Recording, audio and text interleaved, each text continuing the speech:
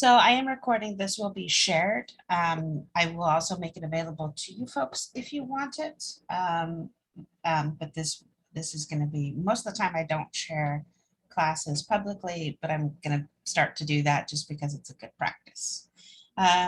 Okay, so before we begin, I would like to do a land acknowledgement. I would like to recognize that we are all on native land.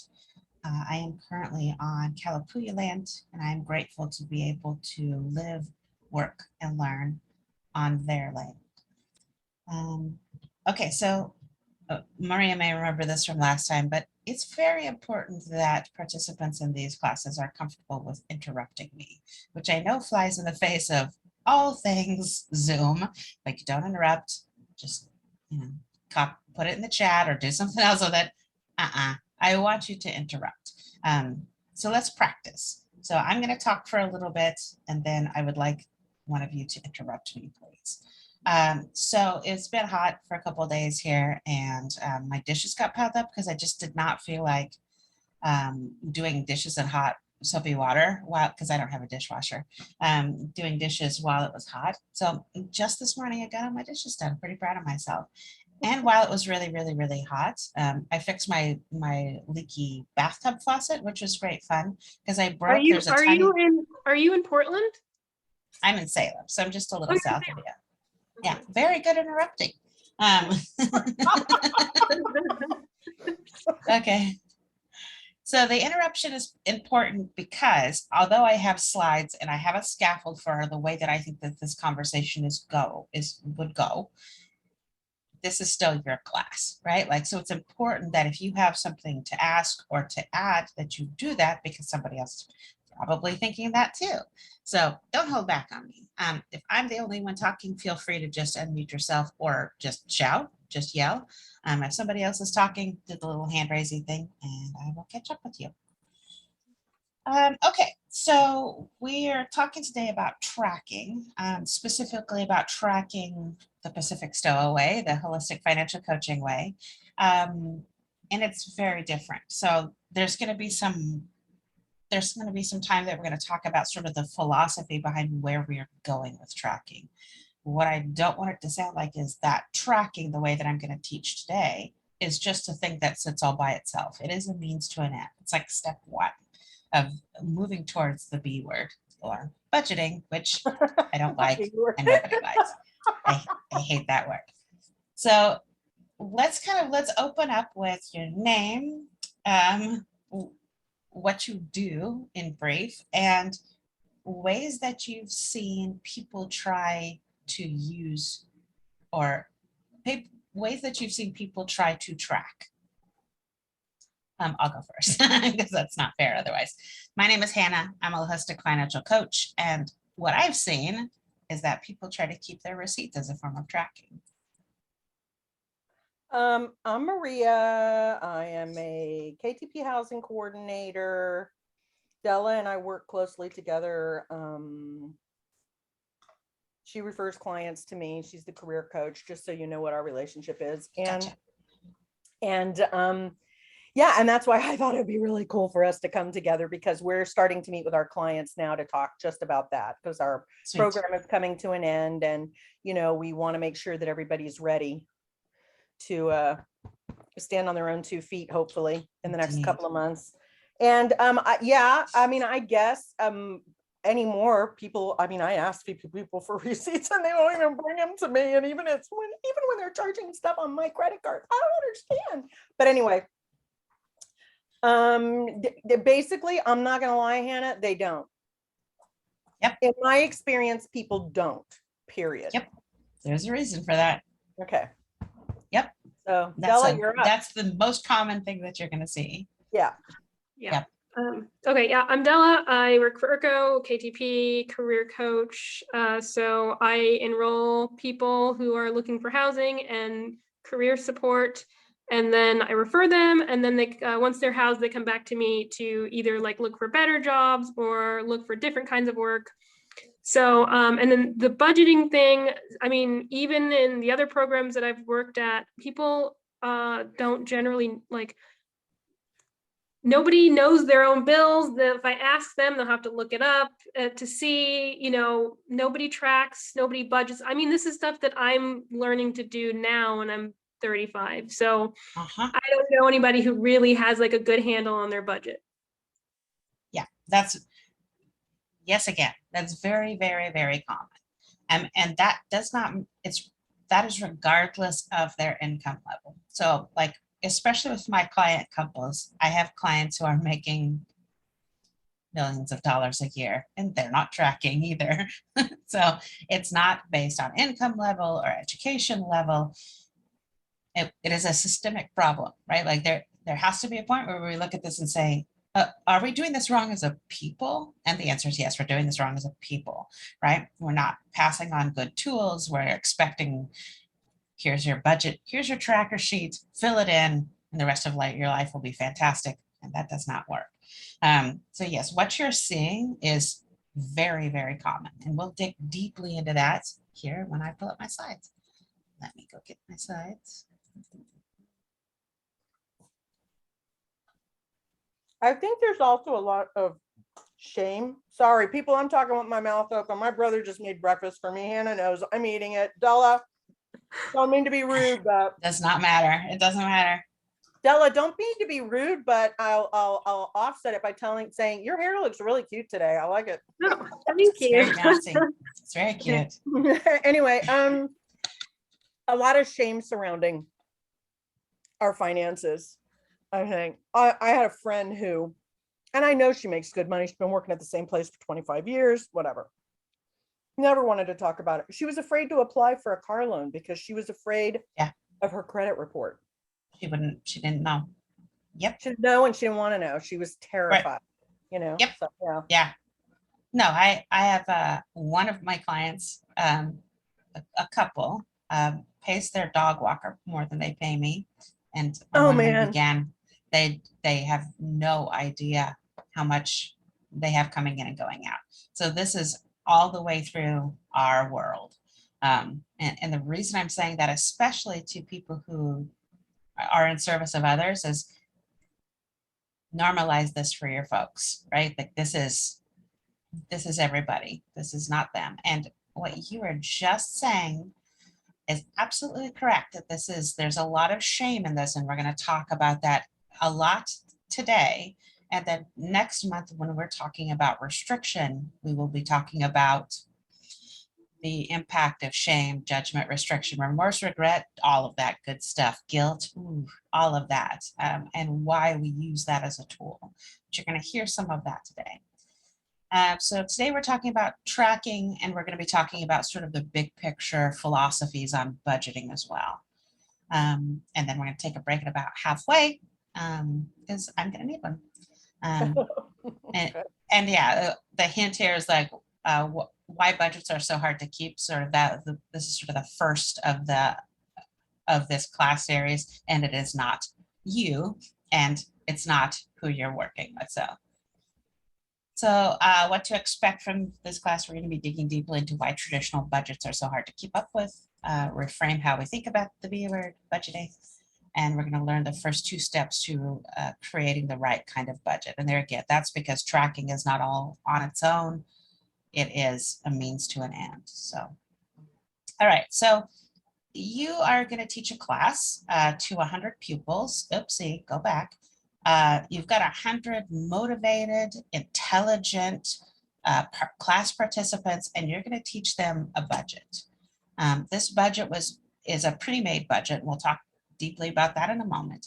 And it was made by world-class economists. So it's a fantastic budget.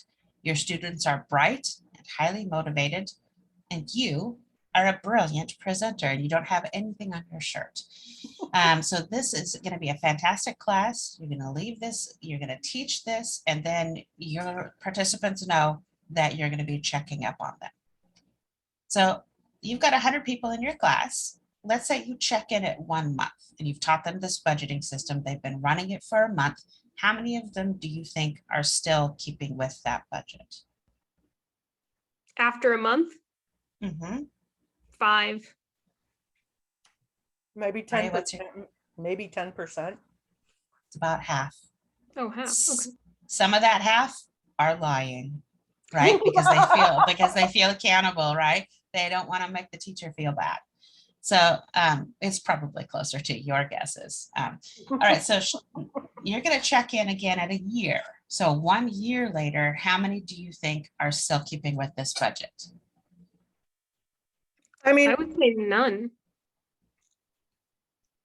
yeah, I was gonna say, if it's not people who budgeted well before them, if they're not gonna be doing it after either, so I'm gonna say none.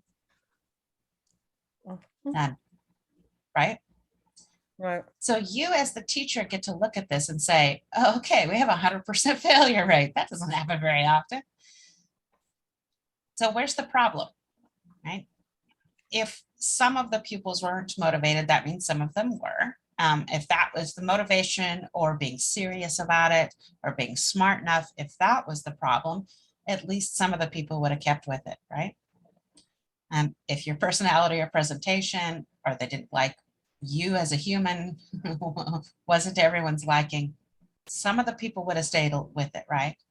So if there's 100% failure rate, what does that actually mean? Where's the problem? In the concept to begin with, in the. Yeah. Mhm. Yeah, that's our weak point, right? But if you're these 100 people, they're each individual one of those is going to see themselves as the failure, right? Because they don't see the bigger picture. They're like, this budget was made by world-class economists and it was taught to me by this person who seemed to have some authority. And I can't keep up with this. And there's what Maria was just talking about. There's the shame, right? And they are vastly less likely to ever try again. Yeah. So that's why, like what we're talking about, the system is the problem. The way that we teach budgeting and tracking is the problem. So pre-made budgets, which is kind of typically what people think of when they think of budgets, and you would go on Google right now and get 3 dozen of them for free right now. And those are the ones that have like pre-made categories, and they're going to say like, spend 30% of your income on housing and 20% of your income on blah, blah, blah, blah, blah.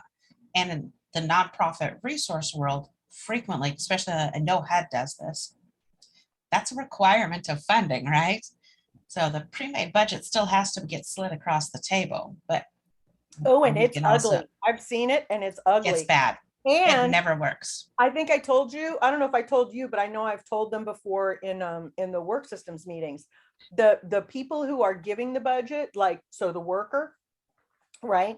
The staff person who's giving that budget, that pre-made budget Yep. to the client, doesn't know how to fill it out. So They don't, and they're not, blind yeah, leading the blind, it's really bad.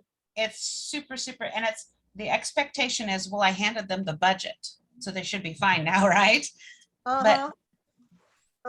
It's okay for us to be transparent with the people that we work with and say like, I have to give you this budget and we're gonna like do a little bit with it because this is a requirement from our funders, and Well, respect the intelligence of the person enough that like to get that, but also like we will do other things like the things the three of us are gonna talk about today. the budget that they give us, Uh-huh. it's not meant to, it's really just meant to see what their expenses are, and it gives you percentages, like here's how much you're under the line of poverty, here's how, it's not actually meant to show them like where they should be or how they should be spending. It's literally just tracking their actual expenses, you know, like how much they're making versus how much they're spending. So we like, it's a requirement. Good. That's it. They just have to fill it out. We have no training on how to help people figure out their money. Like, you know, so this is like a massive source of stress for not only the clients because, you know, this program is temporary, but it's also for me because I don't know what I'm doing. You know, I want to help them kind of like plan, but we're not really given any kind of those tools. We're really just said like see what their bills are, and that's pretty much the requirement. That's it. Yeah. And that's, and Della, I wasn't even referring to you, just so you're aware. I was not. I know. I was just putting that out there. Like that's our budget for this program is just like, what are they making? What are they spending? That's it. Yep. Yeah, and as as a housing coordinator, I'm actually not supposed to really get involved in that, and yet I kind of have no choice because how do you, because if I don't get involved in it, if I don't ask them, like, I'm not supposed to know, like, oh, show me your pay stubs, but like, these people don't even know how to read a pay stub. Okay. Mhm. So if they don't know how to read a pay stub, they don't know actually how much money they make.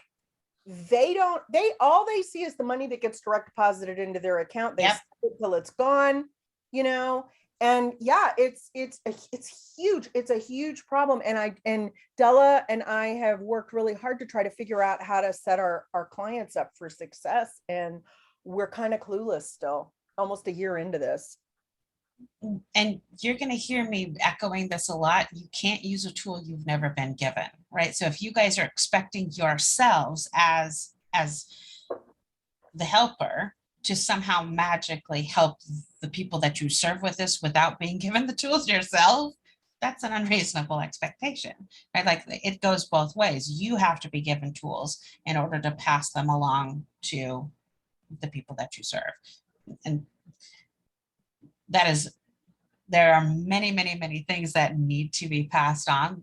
Reading a pay stub, like how to open a bank account, that's right. Well, that is incredibly important to our lives as people become self-sufficient.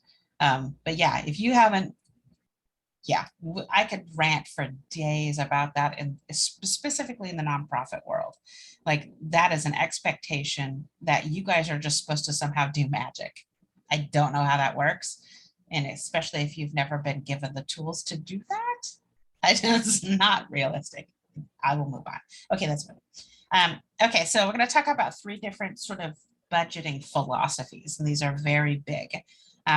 So a pre-made budget is kind of the one we're talking about. It sounds like, Della, that's not truly, doesn't sound like it's meant to be a budget. It is just sort of meant to assess where they're at. Yeah. Okay. So a pre-made budget, they're never ever personalized. They are cookie cutter. They all have a slightly different tweak to them, but they are not individualized. They can't all be right, right? Like I said, you could go print out 2 dozen, 3 dozen now, and they can't all be right. They are vastly oversimplistic. They expect that we are going to have the same month every month until the end of time. And that sounds horrible to me. I don't want you to have the same month every month until the end of time. I don't want your clients to have the same month every month, right? We have to have change and evolution in our lives. Oh, that's what I just said. Way to go. These budgets give us ample opportunities for failure, right? Because that's like, at that 1 month mark, it's not working so hot. And we're like, I'm doing it wrong. That's not the right message, right? That's not the message we want the people that we serve to be receiving. We expect these pre-made budgets to provide us with prioritization and structure, and they give us inflexibility, right? They give us failure. They give us so many more opportunities for failing ourselves and judging ourselves. So the freestyle budget, I don't know if you really use the word budget for this, but maybe we should call it a system. The freestyle system is dead level the most common. Go back. We'll get to my funny joke in a second.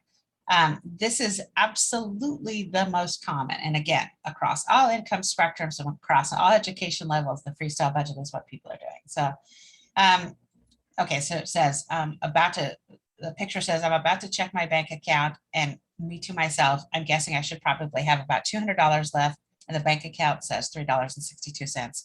And here's Miss J saying, I don't know what, how did this happen? So, and this is sort of the result of a freestyle budget.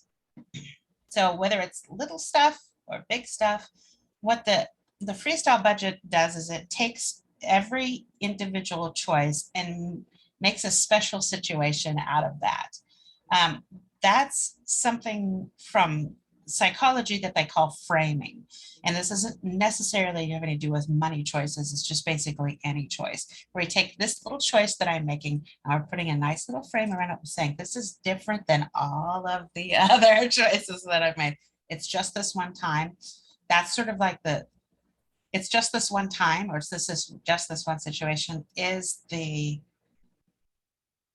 banner waving cry of everybody using the freestyle budget, right? Because every specific situation is treated different. So it's just this lunch, or it's just this snack, or it's just for the 6 months while we put together the down payment for a house. So everything is sort of time bound and pulled out and held separate from normal spending. It detaches a choice from a normal spending. That's called framing. I'm doing all of my slides just slightly out of order, which means I need to change the order of my slides. And here's my pushback. It's like my gentle pushback is when people say that's not part of my normal spending. My gentle pushback is all of your spending is your normal spending.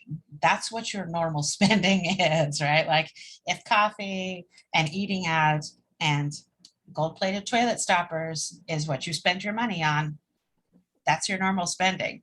People don't frequently like that. What they're trying to do is remove themselves from that little bit of pain, that judgment from themselves. Like, I don't do this all the time. It's just this one time that I'm buying this gold-plated toilet stopper.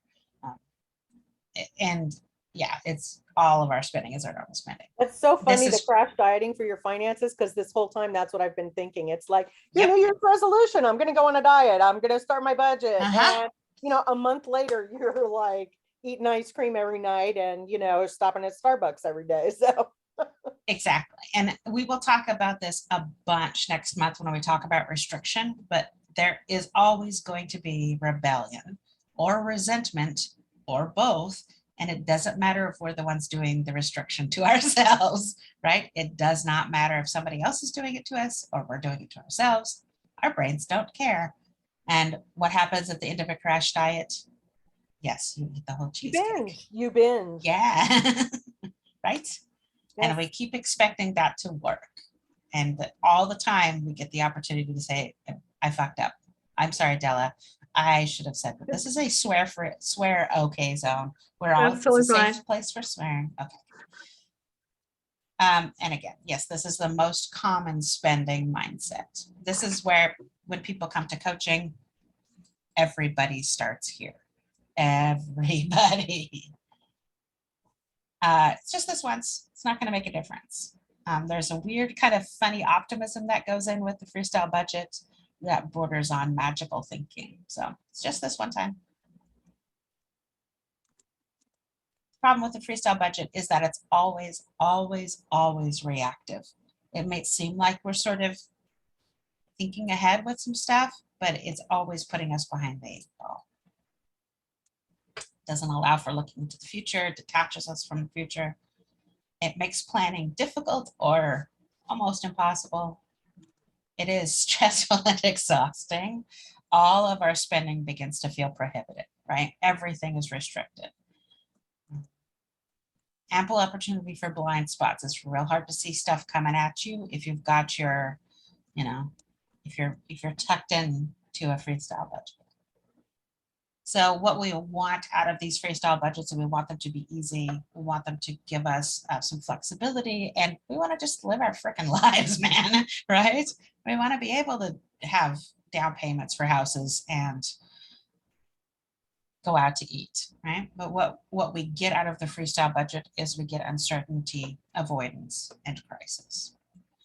So let's pause before we jump into the third budgeting system, which is bigger.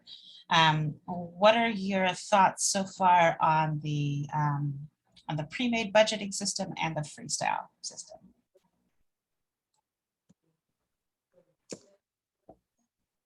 I would say that I have tried them both. Obviously, freestyle is definitely what I've done. I actually not too long ago, because I was trying to prepare a little bit more, and I thought I should try to do my own stuff before I tell my clients. So I bought like this book, and it tracks you. It's like it gives you a track for all your expenses. It tells you like, oh, here's like what's your goal and all this stuff. And I was like, I did it for like 2 months, but then little things kind of came up, or I impulse bought something, and then that's when like you start to think, oh, it's like it's fine, like next month instead I'll just like take a little extra and put it back here, and then you just don't want to deal with it anymore and you feel guilty, and then I haven't touched that book. Stop. It's just like, it's Yep. just in my shame corner of things I don't want to deal with anymore. I give you permission, Della, to throw that out. Right? Okay. That's a pre-made budget. Not that you need my permission for a goddamn thing. That's a pre-made budget. It's a gentle one. And there's lots of those out there right now. Still a pre-made budget, right? And it still has that expectation and restriction around it. And it was not built for you. Even if there's some customization added to it, it's still the bones of it are not Della specific. And that's why it's not working.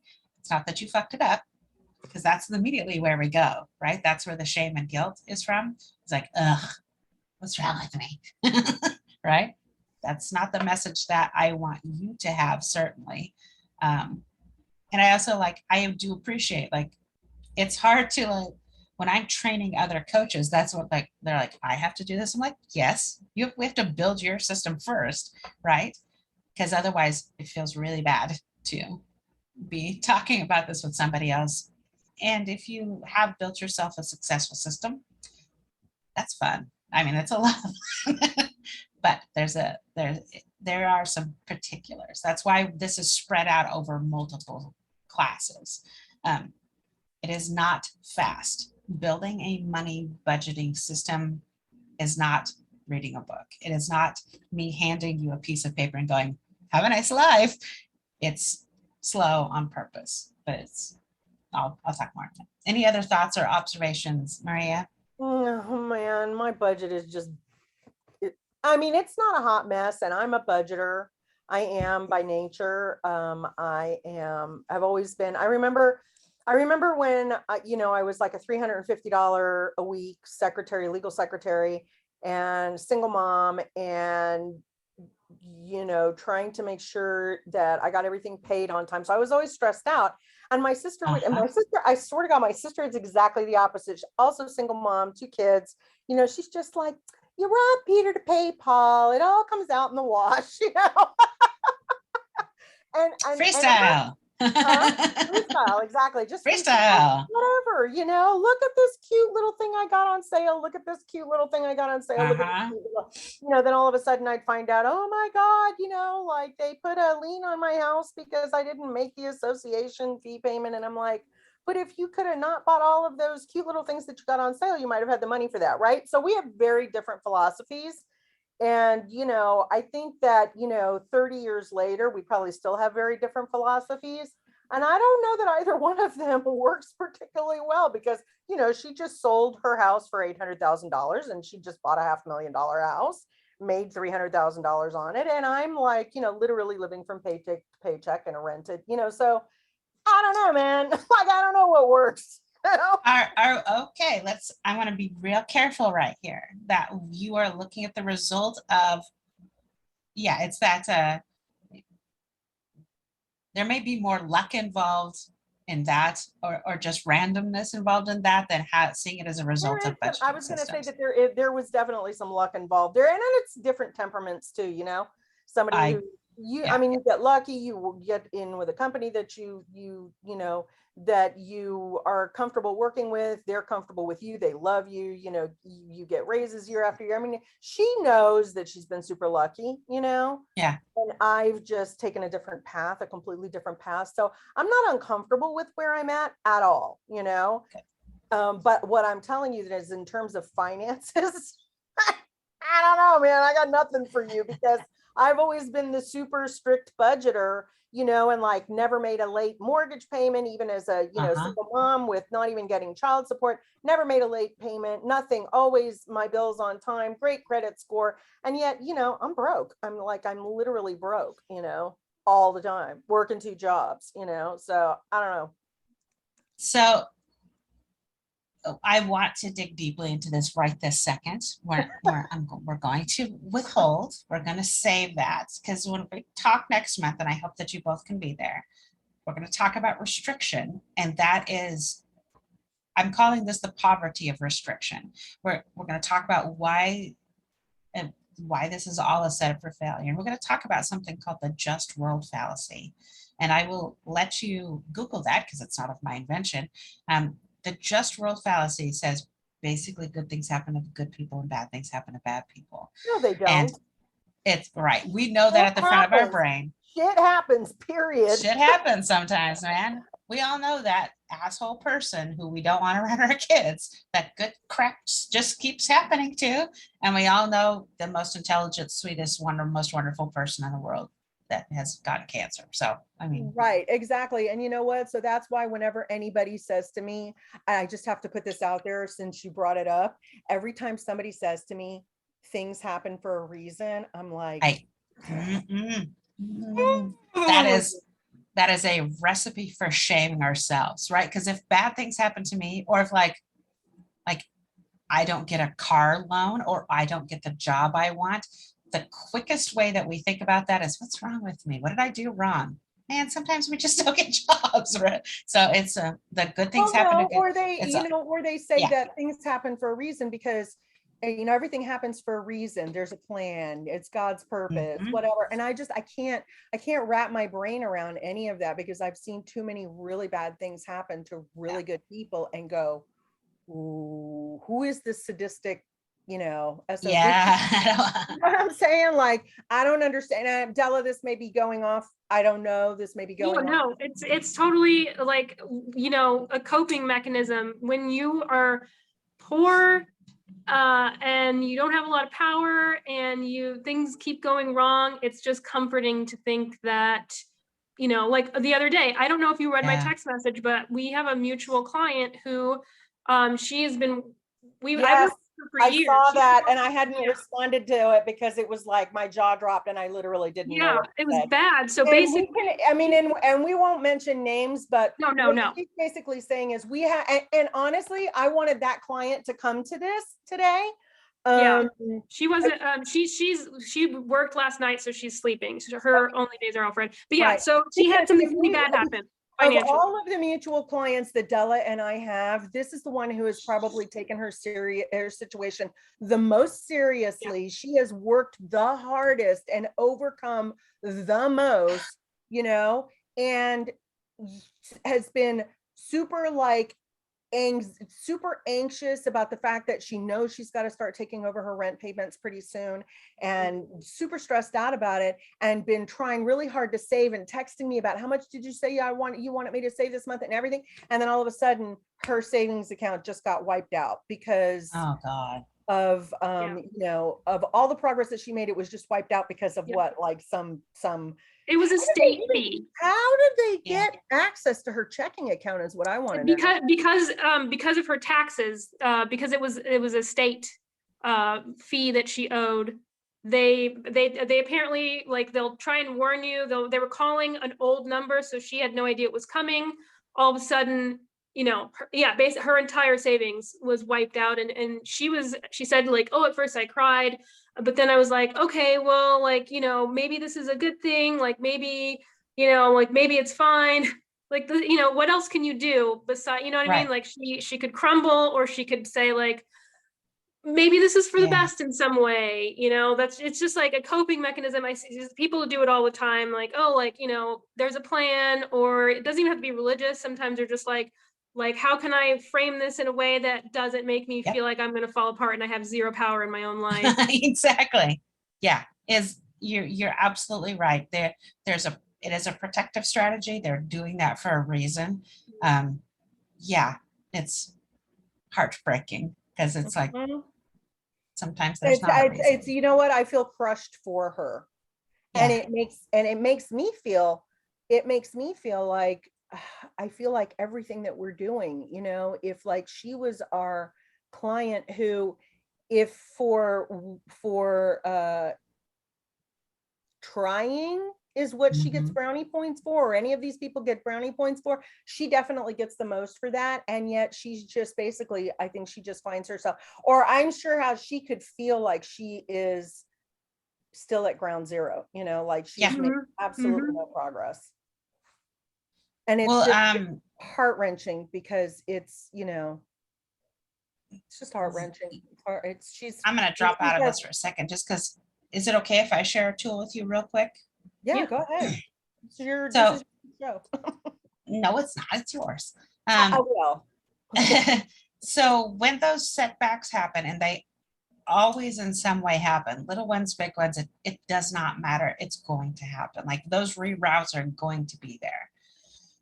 Probably the best conversational tool that I've found is like, instead of, you'll also hear people say it is what it is, right? They're trying to get into acceptance and it's just like shut down. Like you can feel them shutting down, or you can feel them trying to look, is to do an inventory with them.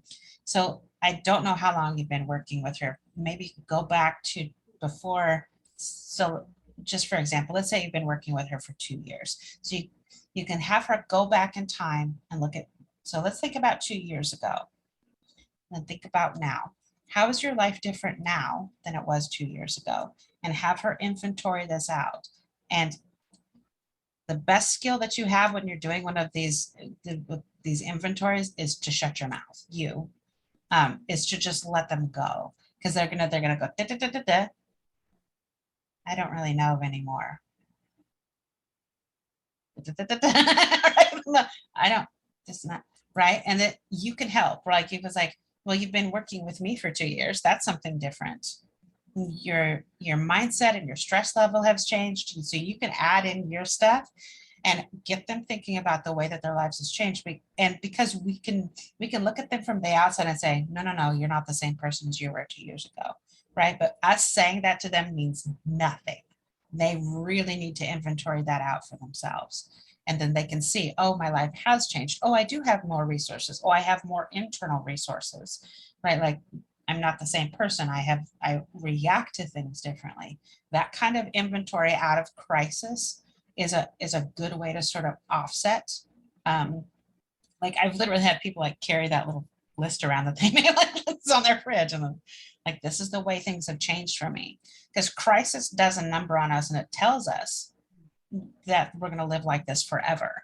So when we have those setbacks, and if they're little setbacks, the way that registers in our brain is, fuck it, this is the way it's going to be forever, right? This is just how I live the rest of my life. And that inventory is a nice, gentle way that they can take ownership of sort of counteracting that a little bit without the toxic positivity. And I'm like, no, no, no, you're great. You're so powerful and strong. Nobody in crisis wants to hear that. They don't feel powerful and strong, so they know that we're lying to them. So having that sort of that inventory, like how has your life changed? Like, and this is something that I teach, and I also do this, right? Like I'm trying to grow a business. I'm like, this is awful. Everything is hard. When I make, okay, so actually I do know a little bit more about blah, blah, blah, blah, blah. Like, so it adds some slowness. It's not super, like, it doesn't come to us naturally, but it is an important little tool that you can sort of slide in there. They'll never know that you're using a tool. They'll think you're just a really fantastic conversationalist. So let's, we're at 45 minutes. By the way, I have lots of time today. So I have until like 12:15, and we've made it like this far in our slides. So when we come back, I'd like to, let's take like a 3-minute break. When I come back, what's one thing so far that surprised you? Okay. Okay, be right back. Okay.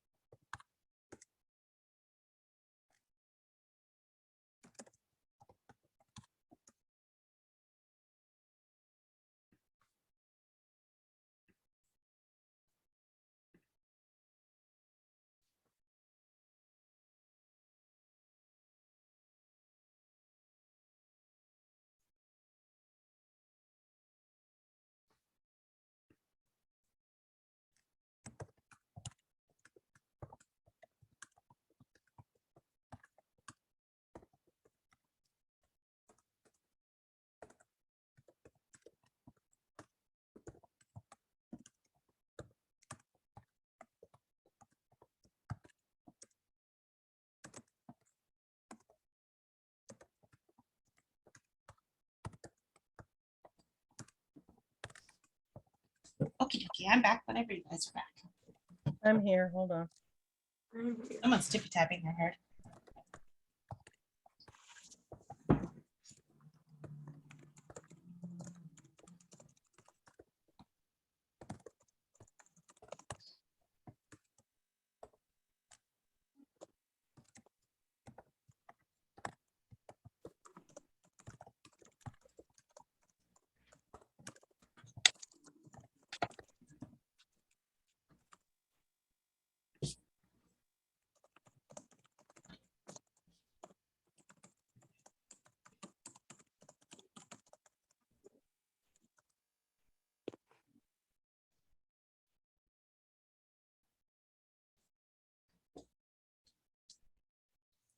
Oh, I'm so frustrated, sorry.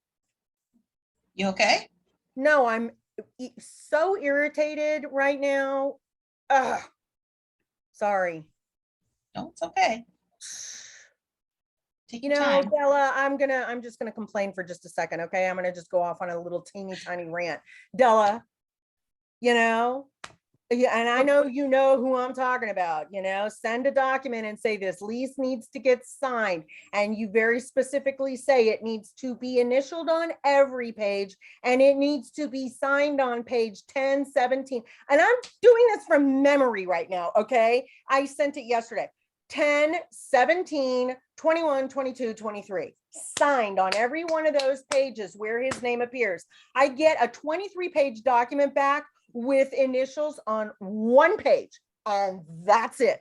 Not one signature anywhere. And they want us to just give over the keys to the apartment. I'm like, really, people? Nah.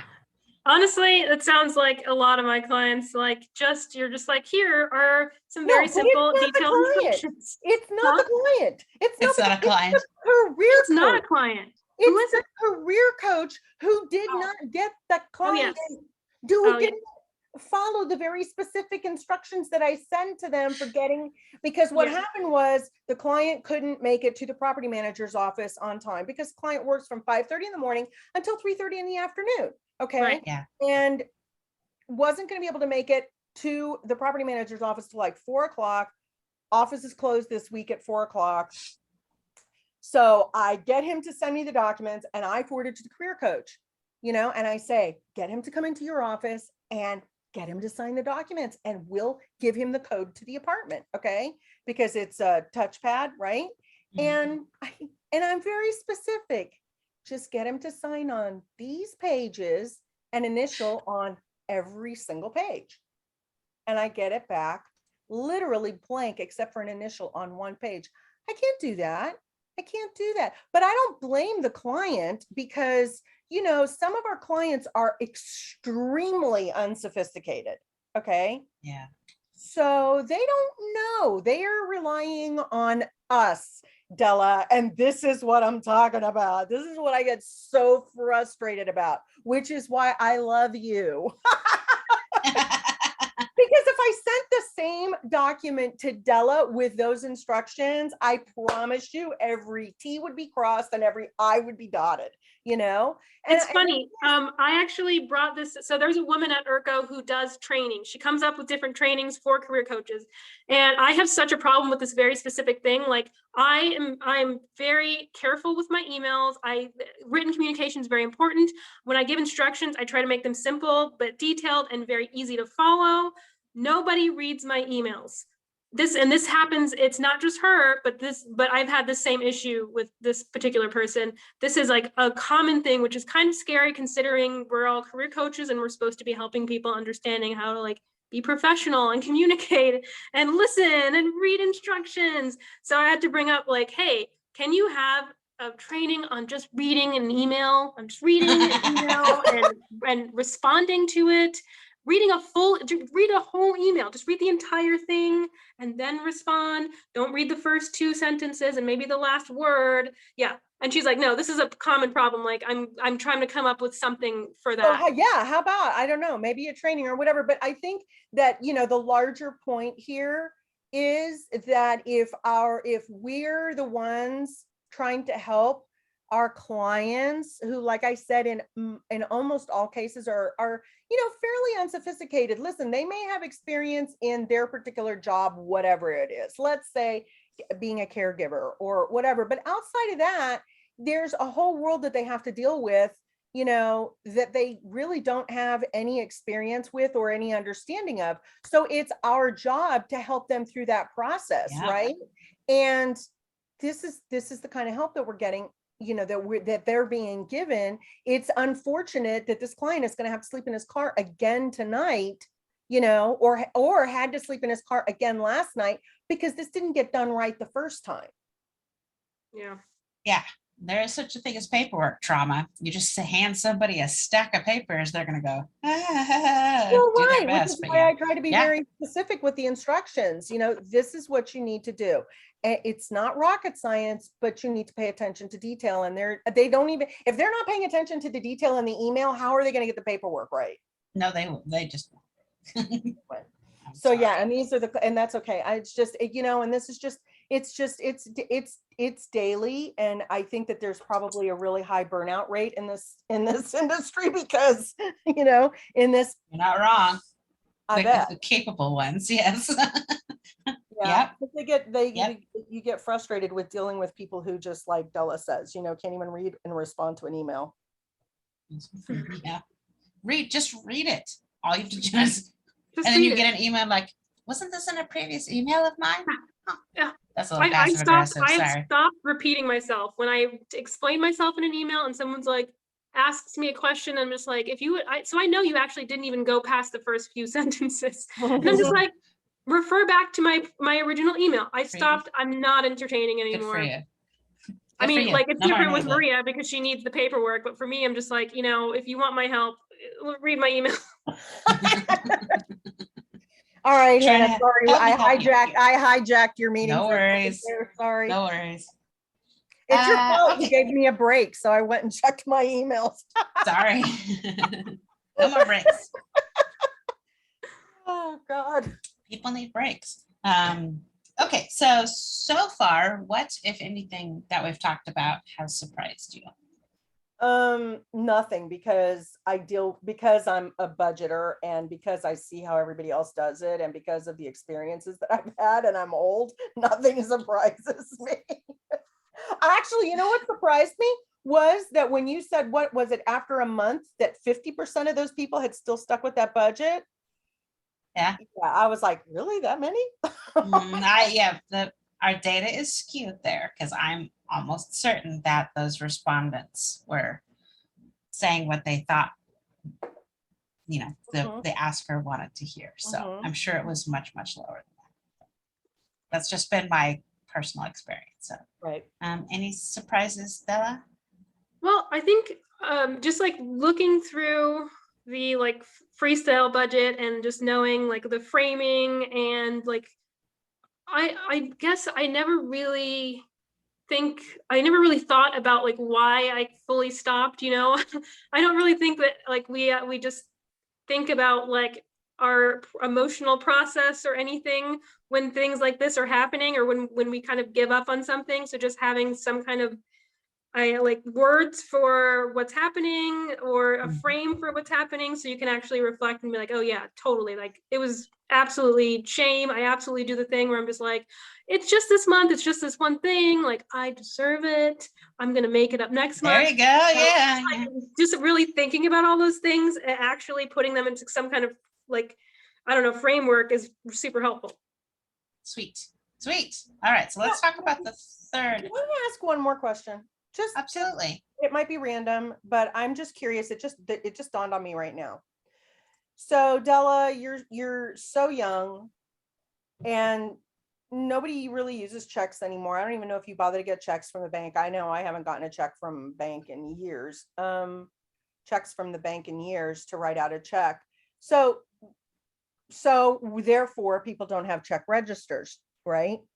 So I created one for myself on an Excel spreadsheet and I refer to it daily when I balance my checking account because I'm old school. But I'm just curious, Della, as somebody who's 35 and not 61, like, how do people keep track of their spending anymore? Like, even in that, like, money that goes out, like, do you guys? Let's pause this. No, I Let's was gonna pause say, 'cause this. I don't Hold think, I on, know hold my on, son hold on, doesn't hold do on. it. Let's pause this. Okay. Let's pause.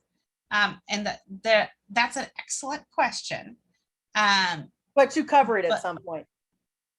let's pause this because I'm not sure how much I want to put Della on the right. The purpose of this is to share tools, not necessarily to take individually. dig Yeah, in. no, I don't, So- yeah, Della, and I don't want yeah. to put you on the spot, and I'm just thinking my son's 32 and I know he doesn't do it at all, so there, just that's don't do probably it, yeah. my answer. Yeah, that's Yeah. probably my answer. They just don't do it. Yeah. Okay. So let's just pause that for now. So if Okay. that's okay with you guys. Yeah, that's fine with me. Okay, so we've talked about the pre-made budget. We've talked about the freestyle system budget. So let's talk about the third one. And to do this, because I like to tell stories, we're going to talk about a car company. Pick any car company. I'm probably going to say Ford, just because it's the first one that comes to my brain. So we've got this car company, and this car company has different departments, right? So we've got IT, and manufacturing, and marketing, and logistics, and all sorts of departments that I don't actually know how the inside of a car company works. So thank you for bearing with me. So what these departments do is they actually chunk money up, right? So every year, every 2 years for big companies, each department is going to get a chunk of money to do their job. So let's say we have the marketing department and we have human resources. And let's say human resources has run out of money 18 months into the 2 years. Human resources comes to marketing and says, hello, marketing, I have run out of money. Can I have some of your money? What would the marketing department say to them? Pound sand. No. Say what? They said pound sand. No. Go away. Hold on, watch this.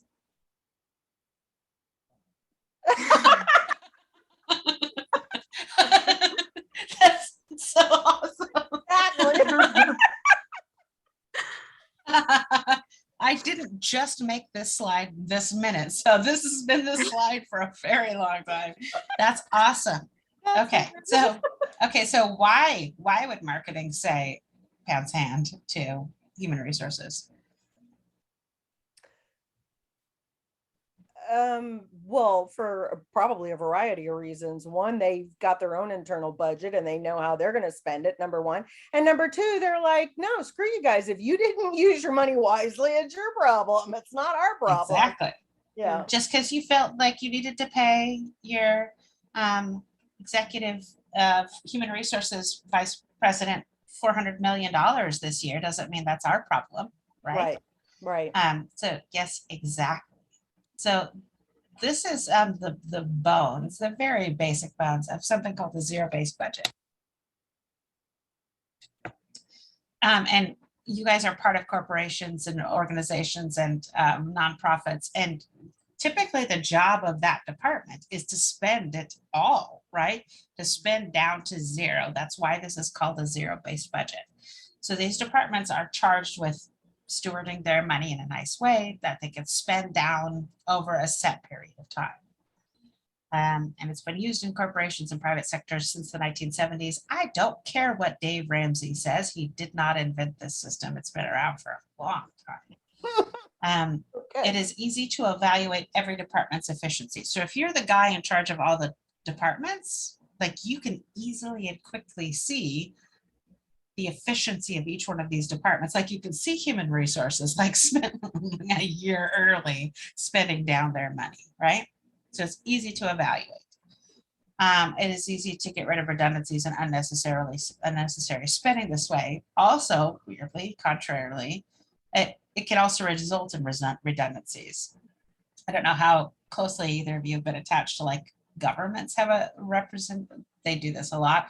They'll spend on dumb stuff just to get rid of the money. Right? Oh, $25 on a hammer. $25 on a hammer. Yes. Something like that, right? Yeah. Like they're doing that too, because if they don't spend all of that money, they are not getting it again.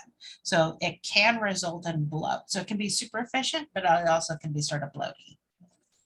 The bigger the entity and the longer the time frame, the slower the pivot will be. And we saw this during the pandemic, that with like, if you set out a 2-year zero-based budget for your big organization and something like a pandemic happens, then it's hard to pivot with that because they probably didn't have a pandemic. Some of them actually did have pandemic contingency plans, but or something similar. So let's take the car company from 1985, 1986. That's where I'm like that. That's super awesome. That's my generation, man, right there. We're not doing, this is why we're like this now. Go Gen X, man. And we're going to give it to 2021. We're going to take the zero-based budget. So every single expectation from 85, 86, and we're going to give it to the exact same car company in 2021, 2022. So an example would be in 85, 86, let's say they were expecting to spend $4 million on steel. It's going to be exactly that same expectation in 2021, 2022. How would that work?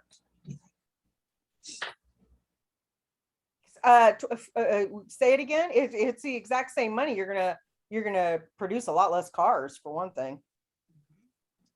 What else do you think might happen if we set, No, if we made that no salary increases, which means no salary? Yep. yeah, which means effectively you're making less money. You've been taking pay cuts for years. Yep. Yeah. Everything has changed in this company's world, right? The cost of literally everything. Like in 85, 86, I'm sure that they had quite the robust spending on print advertising. I'm sure they don't have hardly any now. So this is absolutely time dependent. It won't work because literally everything changed. Over time, like every time they iterate this, it probably didn't look that much different. Like 85, 86 didn't look too much different than 87, 88, right? But as they moved through time, it's changed dramatically so that it's almost unrecognizable now, 36, I don't know. Some many years later, right? It's a totally different system. Their zero-based budget has had to evolve with them, and they would not ever go back again. Okay, so well, 34, thank you. I only know it because my son was born in 88 and he's 32. So okay, yeah.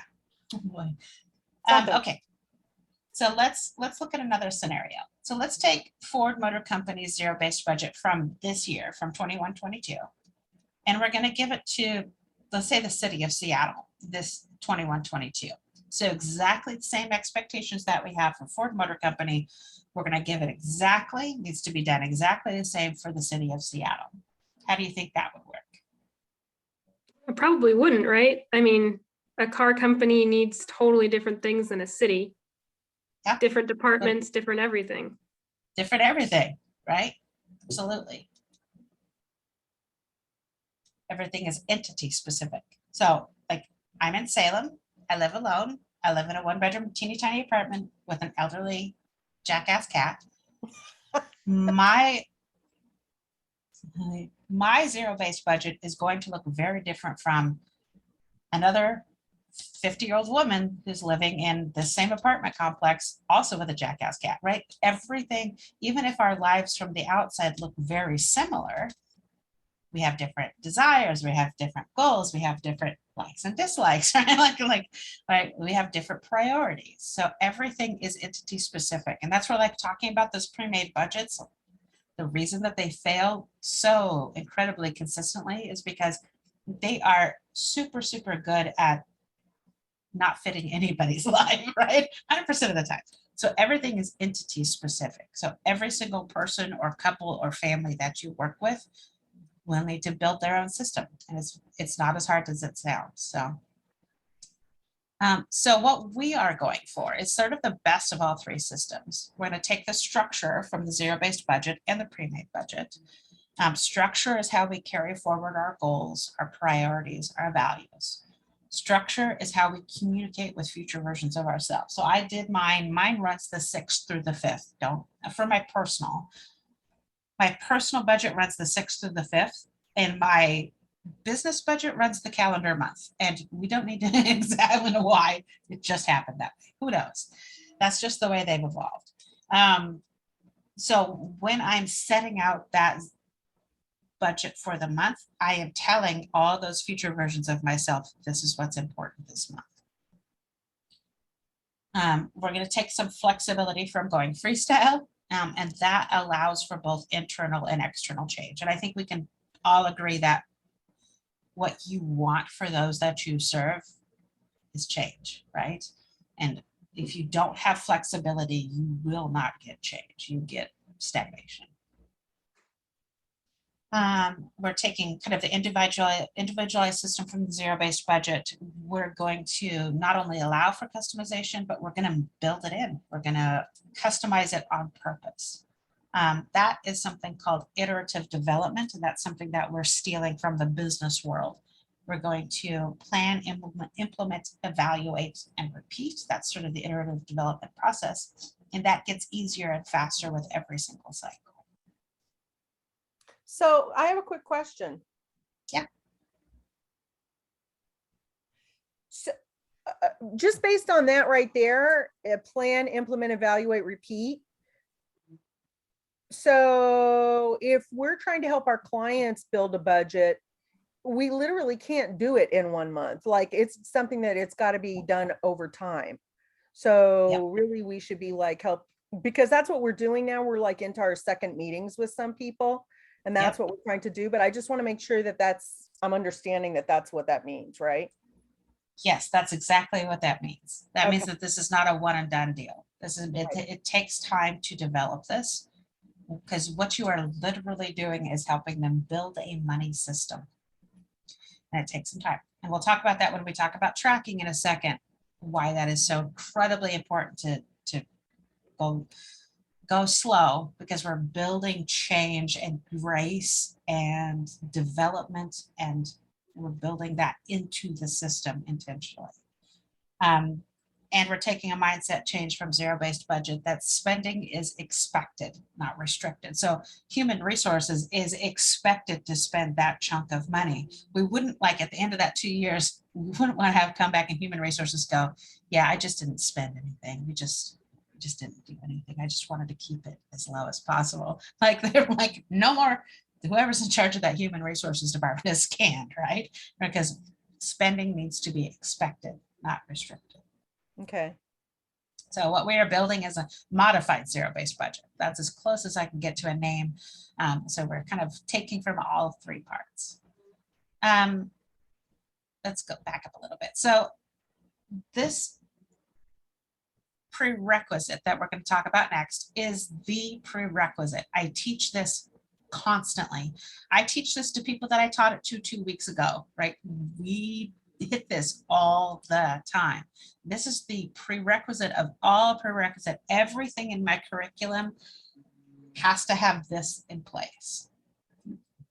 Maria, last month, did we talk about this? No, I don't think we did. Okay, this is, stop that. So this is, I call it the wild animal, the scientist. So come with me in your imaginations. We're going to go out into the jungle somewhere, out into the wilds. There's it's Jane Goodall, right? Sure, everybody says it's Jane Goodall, and I really shouldn't have put the picture up yet. Everybody does. Okay, we're gonna go hang out with Jane Goodall. I'm good at it. I'm good. Jane Goodall. She ended up being a little problematic, but we're gonna use that analogy. So here's scientist out here observing, right? The scientist is observing a wild animal. So would that scientist be trying to change the wild animal's behavior? No. Why? Well, because that's not what they're supposed to do. What are they supposed to do? They're just supposed to observe and learn. Scientists does not try to change the wild animal's behavior, right? That fucks up our observation. That's not what would be the point of that. Exactly. Right? So the scientist is not trying to change the wild animal's behavior. The scientist is simply observing and taking notes. I'm ahead of my slides. So let's say the scientist observes that the wild animal has changed its own behavior. would the scientists try to change the wild animal's behavior back again? No, Why not? because that's not the point. That's not the point.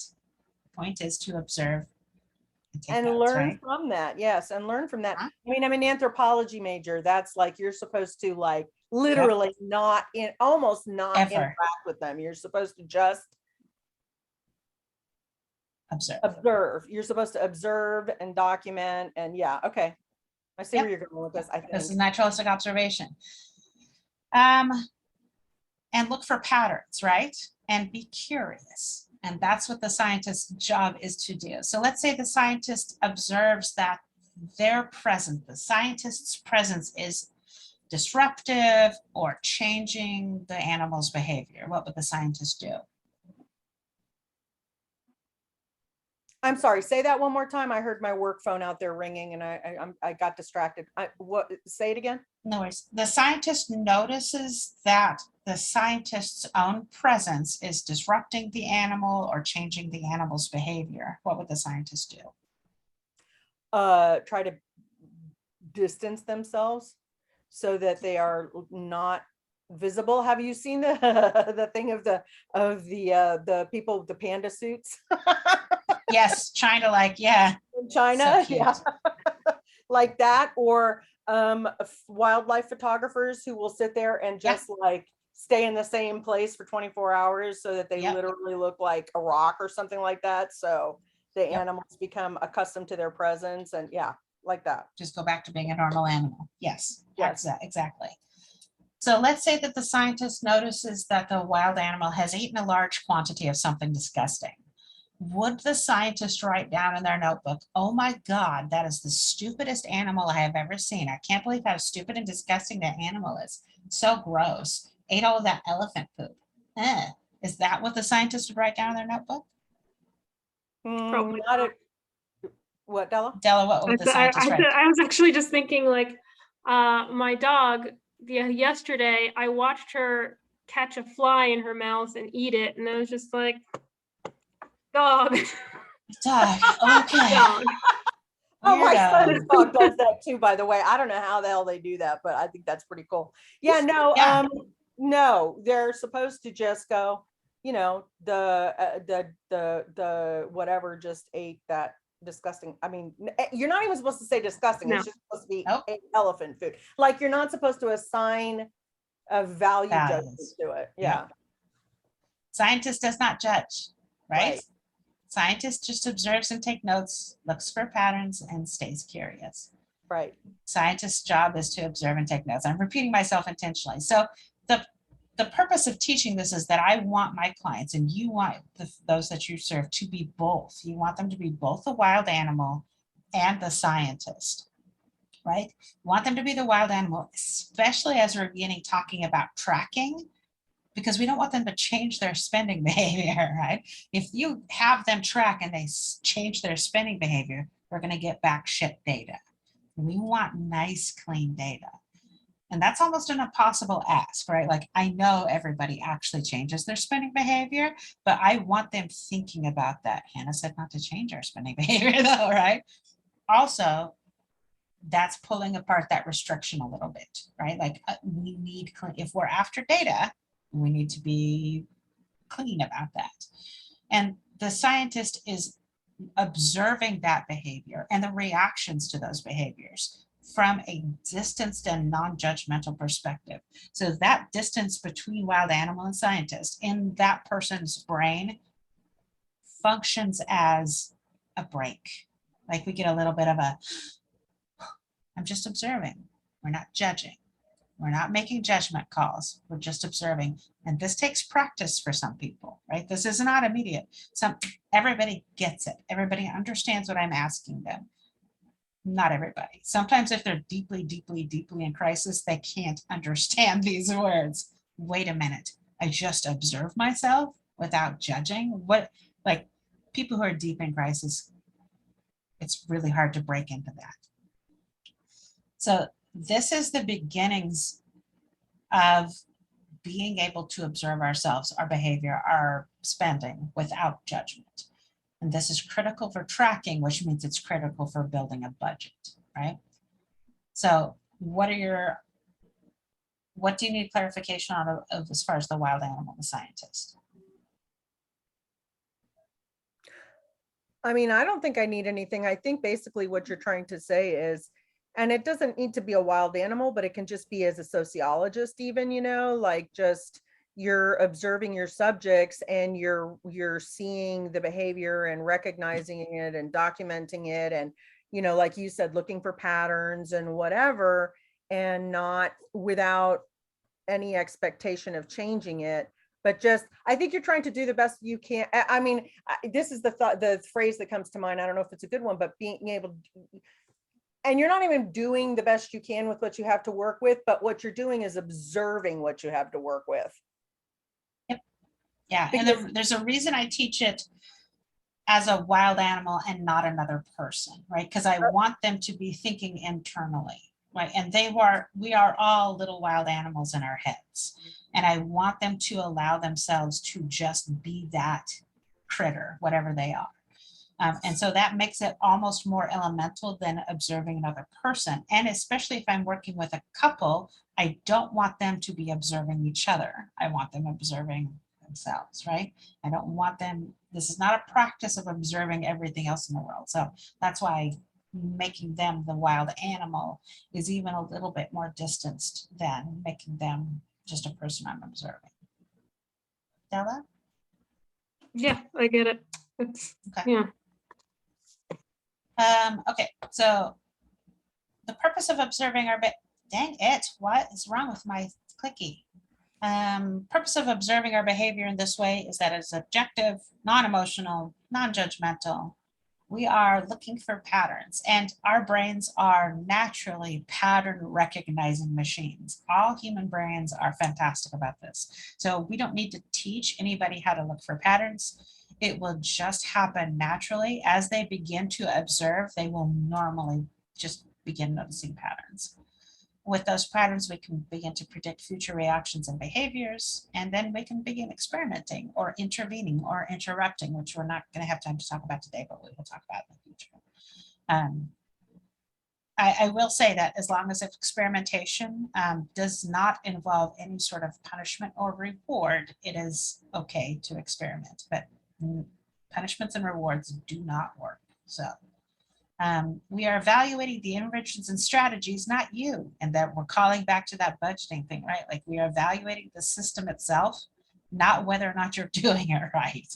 So over and over and over again, mostly what I do with people is I'm helping them build systems, all sorts of systems, mostly around money. We are always, always, always evaluating that system. If the system isn't working, it's not that they're doing it wrong. We just need to either rebuild another system or change this current one. So we're evaluating interventions and strategies, not your performance of them.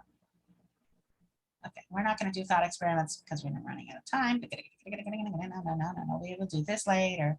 I promise. Not later today, just some of it. We're not going to do fungibility. We're not going to do mental accounting. We'll come back to that when we do budgeting. Oh, there we go. Okay, now we're finally, with 10 minutes left in our scheduled time together, although I have lots of time if you have lots of time, we're finally getting to tracking. And it's not that this isn't important, it's just that all of the stuff that we've talked about to this point informs how we talk about tracking. So teach your clients, teach those you serve about the wild animal and the scientist. You don't necessarily need to teach them about the 3 different philosophies of budgeting. You can, I do, but if you teach someone how to observe themselves without judgment, that all by itself will change them, because they get a break of constantly bagging on themselves, which they are more than likely doing. So one of the purposes of tracking, there's 2, is the collection of data. And that's what we talked about, like not changing the behavior. Trying to change spending behavior because it fucks up the data. To begin with, I ask people to track just 3 things: the date, how much they spent, and what they spent it on. We will build on that. So the example is July 1st, 2021. I apparently spent $20 on gas. Or just an example. Ideally, in a perfect world where everybody has all of the bandwidth and time, is that we write down, physically write it down, what we spend as we spend it. Do you think that actually happens? No, it does not actually happen. So in reality, I encourage people to write down what they spend as close to the time that they spend it as possible.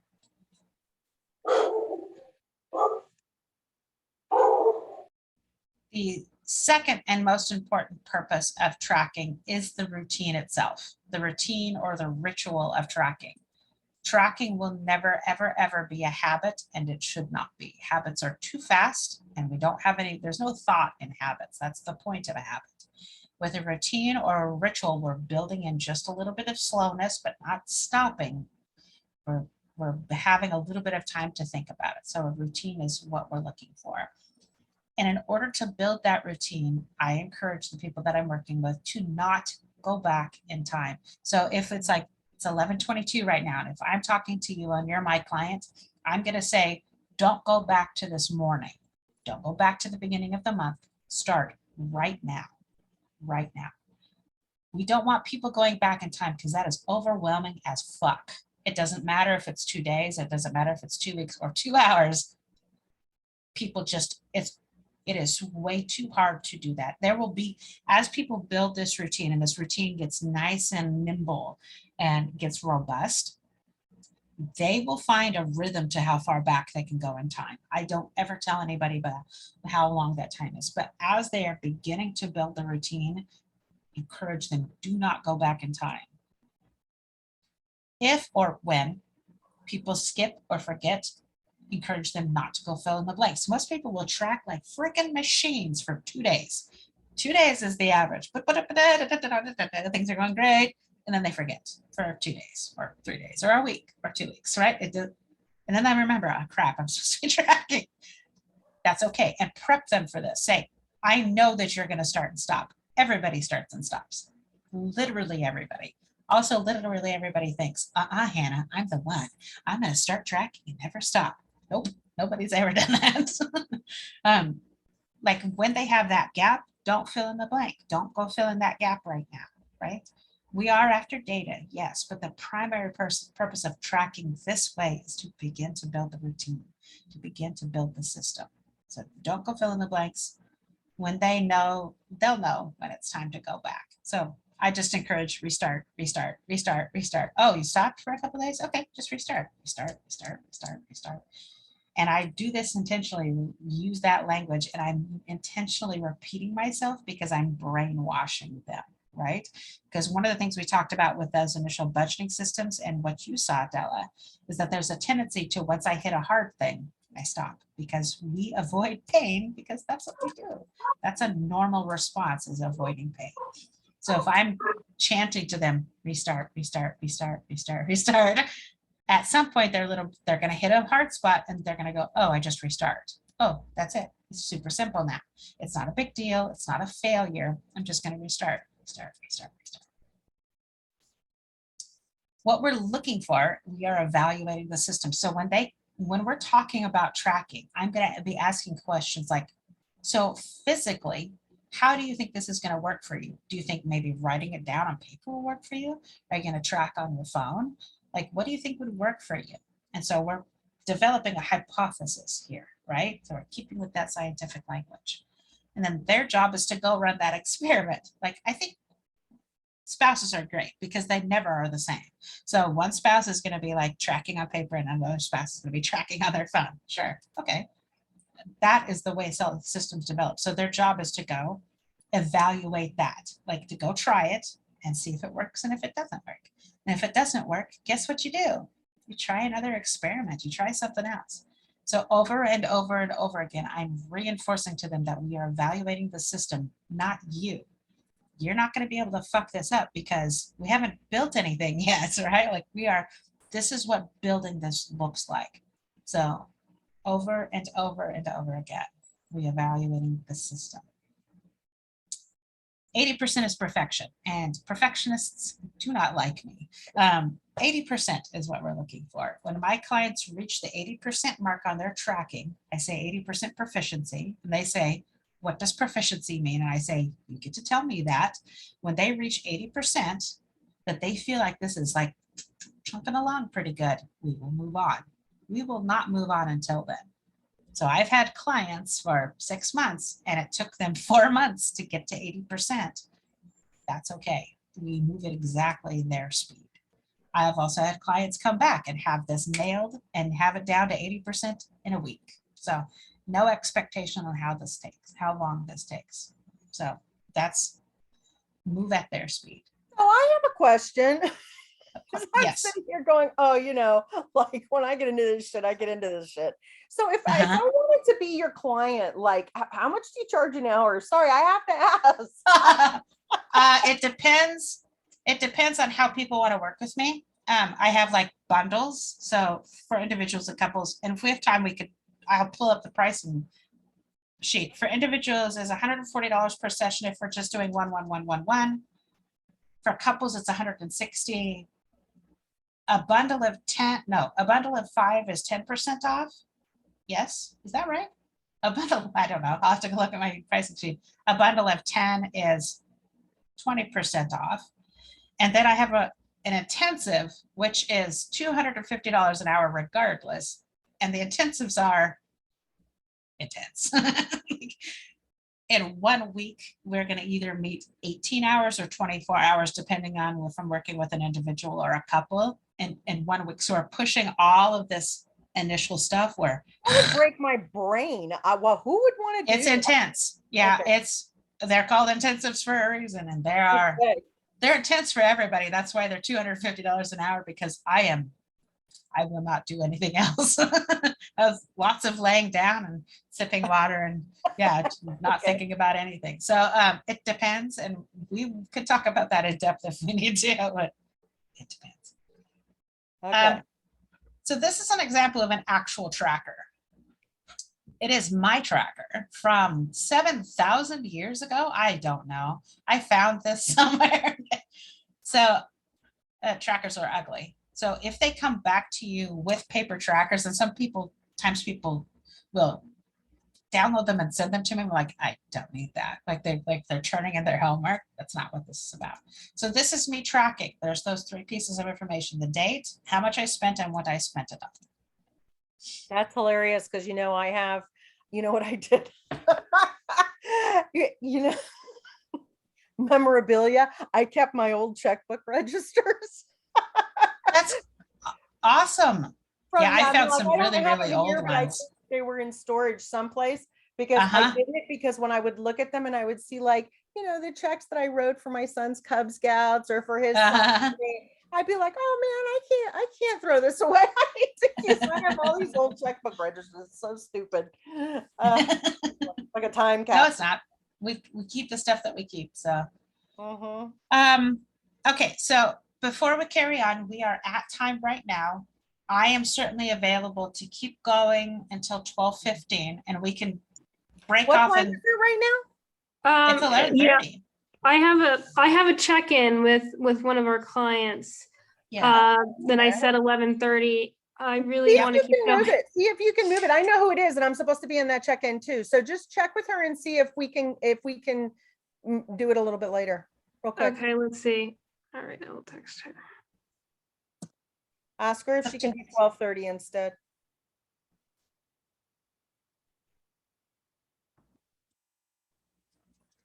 I want to be respectful, but I also want to keep going. Oh, I know. Like,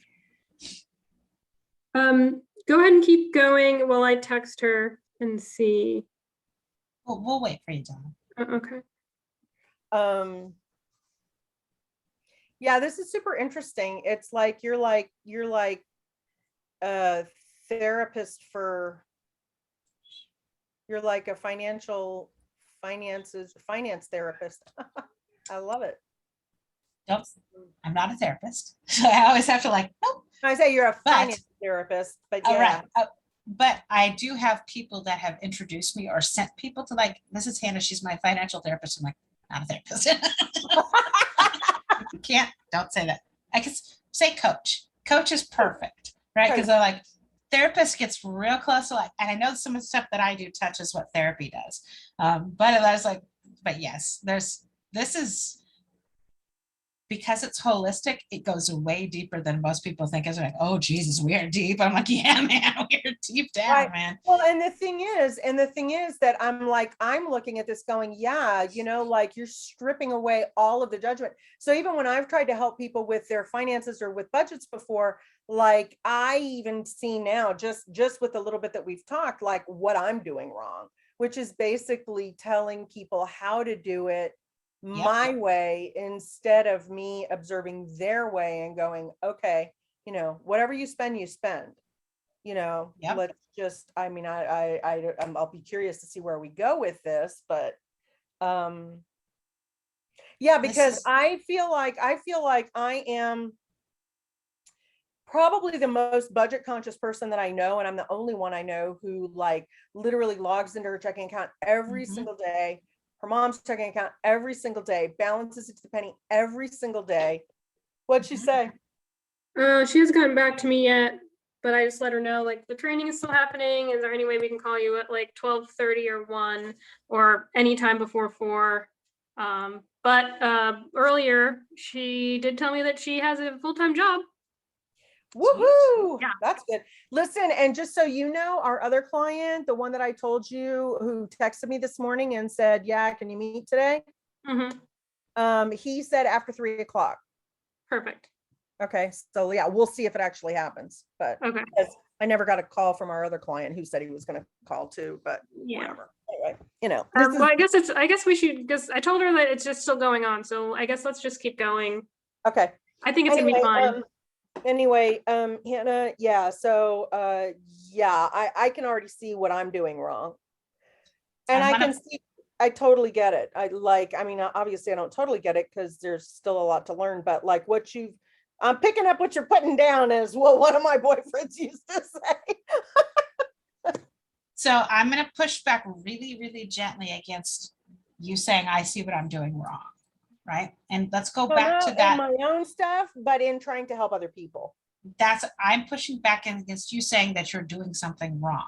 Oh, because you can only use a tool that you've been given. If you haven't been given these tools or this information, there's no way that you could have expected yourself to do things any differently. Right. So it's not fair for you to like, if judge we're myself, yeah. Precisely, right? Like, so that is not helpful. I know that it feels like it's sort of like a corrective measure, but judging ourselves, and yeah, it's the same thing. You wouldn't allow them to do that because you I haven't given you this tool. How can you use this tool, right? Like it's the same kind of thing. So I'm going to push back on that because I understand that insight and I'm grateful for that, but I'm also not going to allow that language because that's not going to be helpful to you. We're starting, right? That's the whole thing. We just restart. So yes, we're applying grace to them, of course, but we have to apply that same grace to ourselves. Does that make sense? Yes. Okay. Della, any observations before we move on? No, I'm good. Okay. So I always, I'm good at asking observations. I literally just did that 2 seconds ago. So I will, before they leave the conversation with tracking, I'm going to be asking them some preloaded questions. Like these are leading, but I'm doing it on purpose. So this one is, what do you think you'll notice as you start tracking your spending without trying to change your spending? So what is the purpose of this question to whoever I'm serving?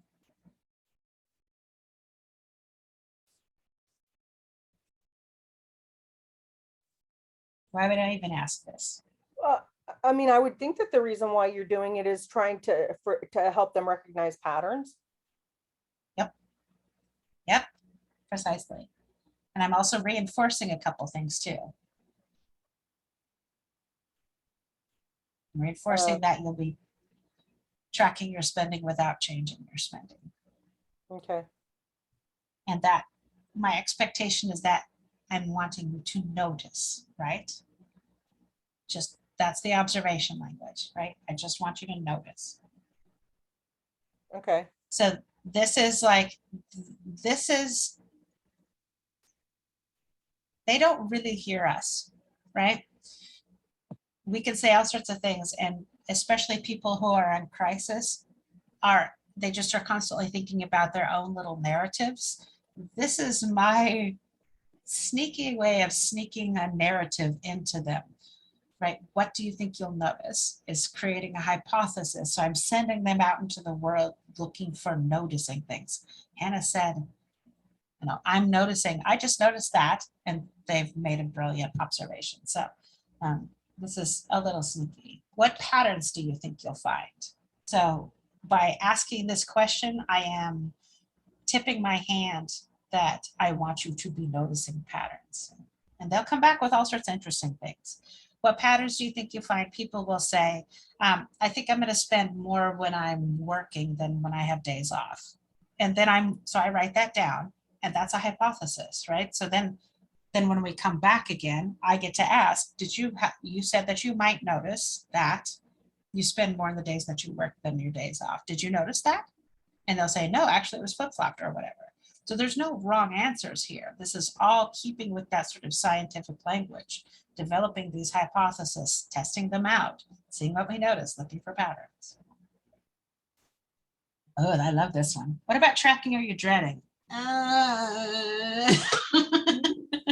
Right? Everything about everything, all of it. So I can use this as an indicator. So if there's a bunch of resistance, we just don't do tracking.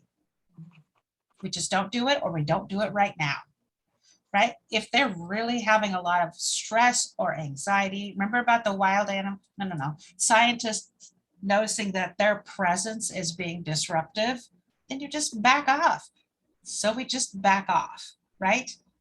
I'm not going to harm my client by pushing forward on this tracking, because now I'm traumatizing them, right? There's lots of other things that they can get trouble. So if they're dreading like starting and stopping, then we just talk about that the restart thing. That's cool. We minimize that, and it's okay. Everybody dreads that, tracking the starting and stopping.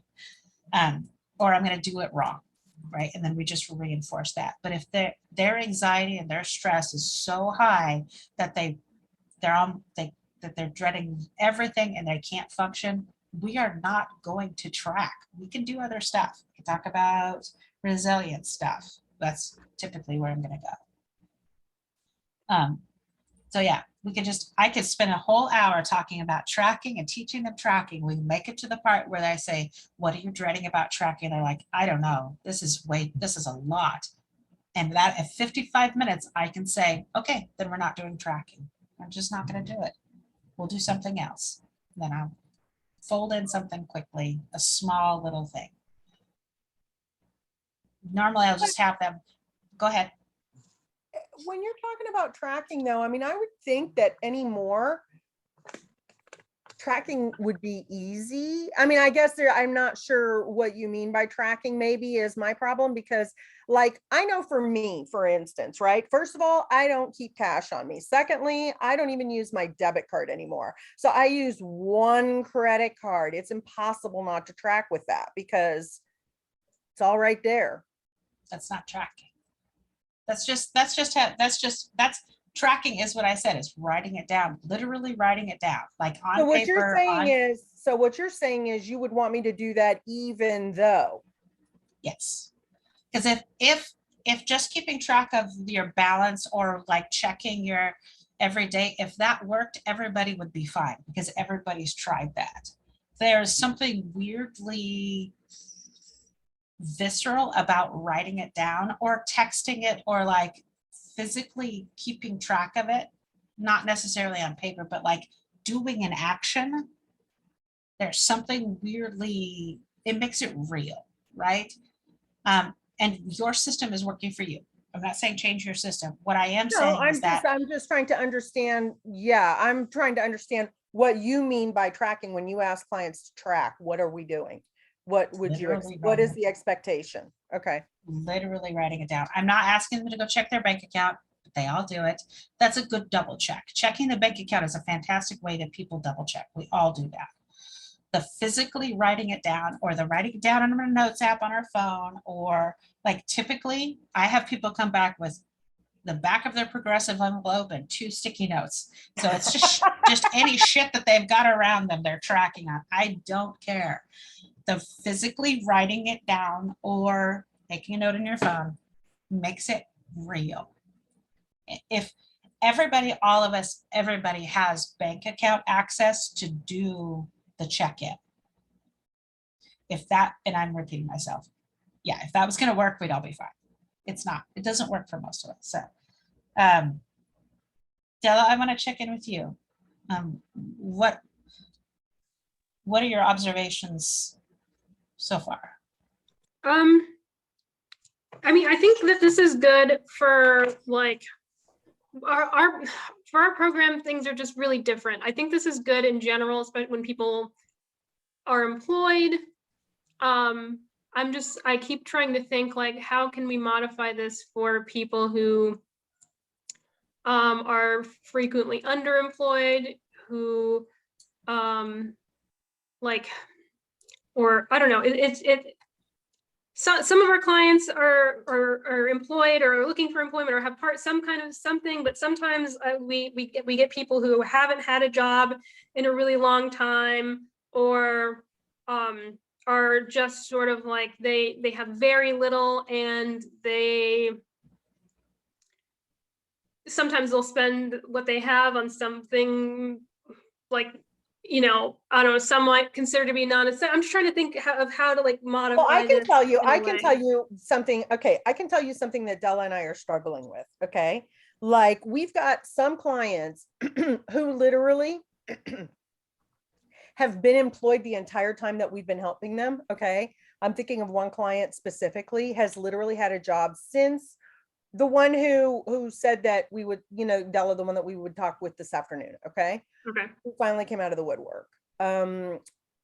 He's had a job since we started working with him, and yet occasionally he'll still need, and we've been paying his rent. I've been paying his rent and his and you know, whatever, since day one. Like we got him housed immediately. This has been since December. Okay, we're in July now. All right. And yet occasionally this person will still need help, like with a basic thing like his phone bill. You know, if I'm paying his rent and I'm paying his electricity, well, I'm paying his rent. I don't think he's given me his electric bill to pay yet, but I'm paying his rent.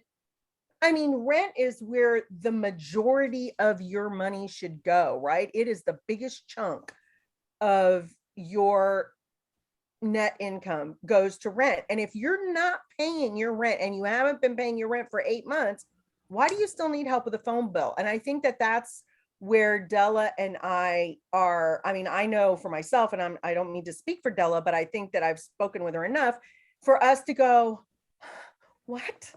Like, yeah. And yeah, and then some of them just like, they'll be like, because I'm checking in more, I'm like, how are you feeling about the end of the program? Are you feeling like you're going to be prepared? And this same person will say, yes, like I'll definitely be able to cover my rent. But yeah, then I'll get a text from a random number that's like, hey, I can't pay my phone bill, like, can you help? And I'm like, we just talked, so there's something you're not really telling me. And this is like a pretty frequent thing. There's some people who are super touchy about it because it already stresses them out. They don't want to be judged by me, even though I'm just like, I'm here to actually just help you make a plan. Or just like people who have just been like struggling in the poverty finance for so long that just having these conversations with them, or even just like thinking about tracking, I'm just like, how are they going to be able to do it? Are they going to be able to do it? Are they going to are they going to feel it's kind of pointless, since they're like, I only have a tiny little bit of money anyways, and it goes immediately to my bills. I don't know. I'm just like, there's a good chunk of my clients that I think this will work for, that would be interested in it, but there's a good chunk that I'm just trying to figure out how I can help them like implement this in some kind of way. I wish I could word it better, but each one is different. Yes, each one is different. Whether or not they have a job, if they're spending money, they can track, right? if they're spending any money, except for WIC, which is nearly impossible, it's not, that's a bear.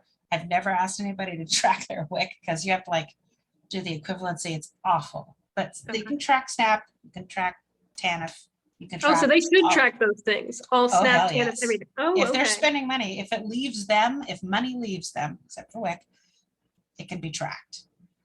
If they're in deep enough crisis, tracking is not where we go. Tracking, regardless of who I'm working with, whether I'm working with someone who's never made more than $12,000 and never will, or someone who's making $2 million a year, tracking is never my first conversation.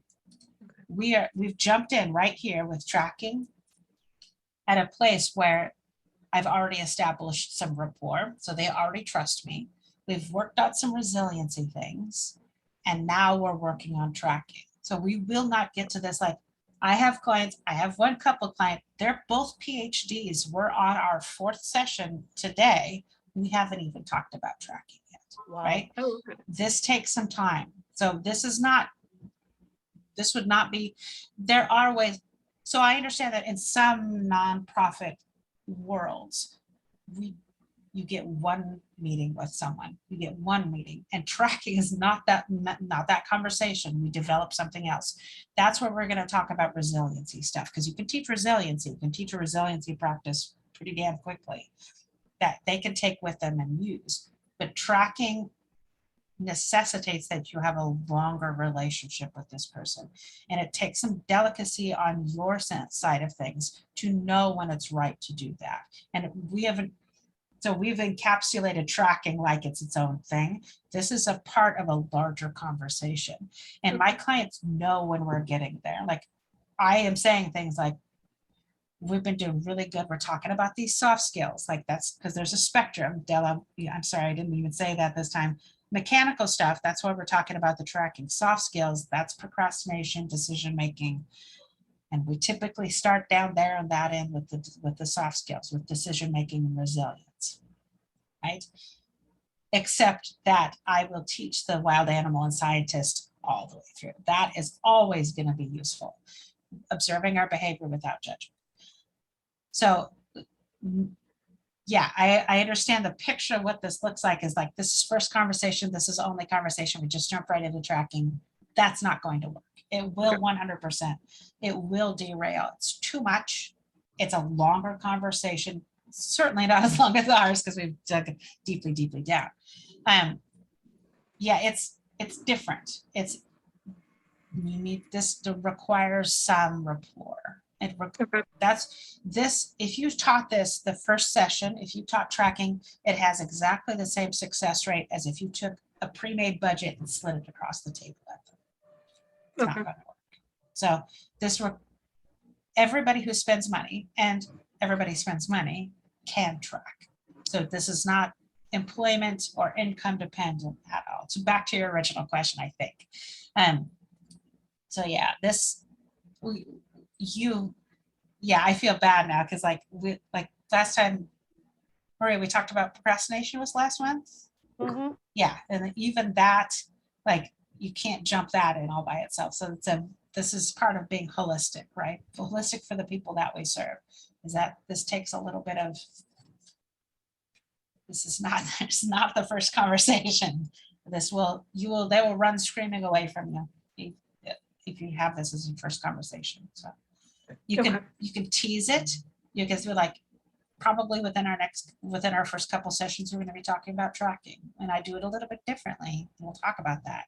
So you can tease it. You can like let them know it's coming. Okay. But like, different things. If my first conversation is always a purpose finding, goal setting thing. We never talk about money in my first session. Okay. So even if it's my whole job, right? I'm more concerned Well, about when you say purpose finding, goal setting, are you talking about financial goals? We're talking all of them. financial goals.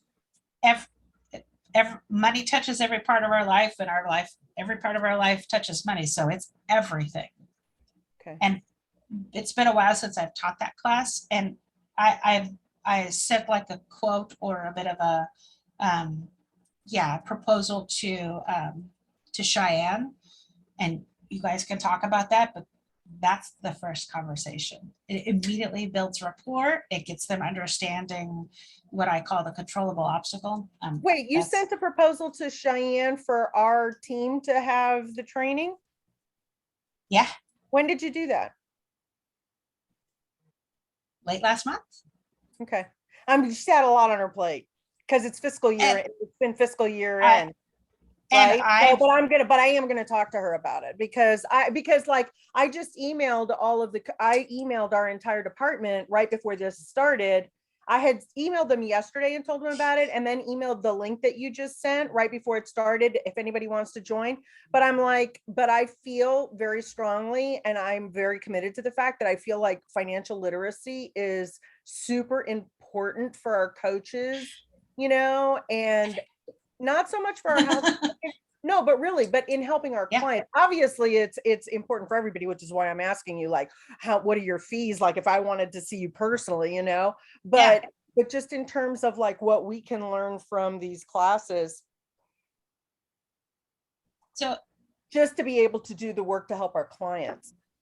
So we're at a significant disadvantage here because these free classes are once a month and I really don't often have follow-up sessions. Because I have my own private clients, individuals and couples, and then I Right. contract through nonprofits. So when I contract through nonprofits, I'm doing one or both of two things. I'm teaching the teacher, or I'm working directly with their clients, or both. So it kind of depends. And pricing is definitely different on the nonprofit side of things. So what you're going to see if she shares that with you, and I don't care, the pricing looks very different for that. So what I know is that when I'm working train the trainer stuff, the way that it works best is we do this group session where we do a little bit of back and forth, and then you and I individually, each of you, meet separately and we talk about individual clients in generalities. Of course, I don't share and I don't ask for particulars because it's not important. Like, you come with a scenario and we work together to build like a little 2-step pathway or 3-step pathway for that client, or you are working on a particular conversational tool, or we're talking about any of the philosophy of things. Like, so it has to be both ways. It has to be both these group sessions where we can just dump information, and then the individual. So basically exactly what I do with clients, right? It has to be individualized, not just to IRCO or to LATNet. It has to be individualized to you. And then further, it has to be individualized to that person that you're serving. So, Right. so we are missing a whole half of the learning process of this kind of class, is because we don't have that individualized session, and that would come along with like the contract. And Right. the reason I don't do that is just because I run out of time. Do you know Kathleen Hogue at IRCO? Kathleen Hogue, yeah, Kathleen Hogue. No. She does she does all the trainings for IRCO wide. Would you mind if I like gave her your info to see if maybe we could get something like this? Yeah, absolutely. 'Cause it would be super helpful. Yeah. I think I have it. I'm just Hannah, in your experience working with nonprofits, where do you feel like they work it into their budget? Speaking of budgets, because like, I guess my point is that, for instance, the grant that we're working with right now, this KTP grant, I mean, they don't have a financial literacy component to the grant. So but Della and I both feel very strongly, that that's like a huge missing element of the grant, Yeah. So where does that money come from for the classes? Well, like our departments have training budgets. So like I used to take classes at they were like what is it called, like sexual assault advocacy classes that were $30 a pop, and our department just had the budget, so they would just pay for my tickets to go there. So I think a lot of well, at least ERCO does that. Each department has their own Training Training budget. budget. training budget. Yeah. If it's a train the trainer thing, if I'm working directly with you, training budget. If I'm working directly with clients, like the people that you're serving, then it's a little more fiddly. Then it's usually, that's when you like pulling that fantastic grant writer and you're looking for financial literacy specifically. There's also something called the Community Reinvestment Act, which I keep talking about, but nobody knows how to access. And that's through banks and credit unions are required by law to expend a certain amount of money into their community, and financial literacy is the obvious connection there. Like MAPS Credit Union should be paying me to teach directly to the at-risk population in Salem or whatever. But that's not, there's no way to actually access that.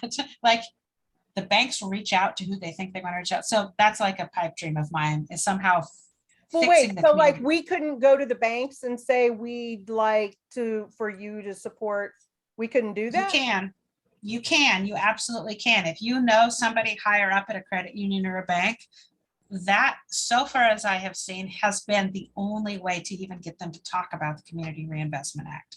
Because they don't talk about it because they don't want to spend that money, right? But they are required by law. Why would they not want to spend the money? Because they don't want to spend the money. Huh?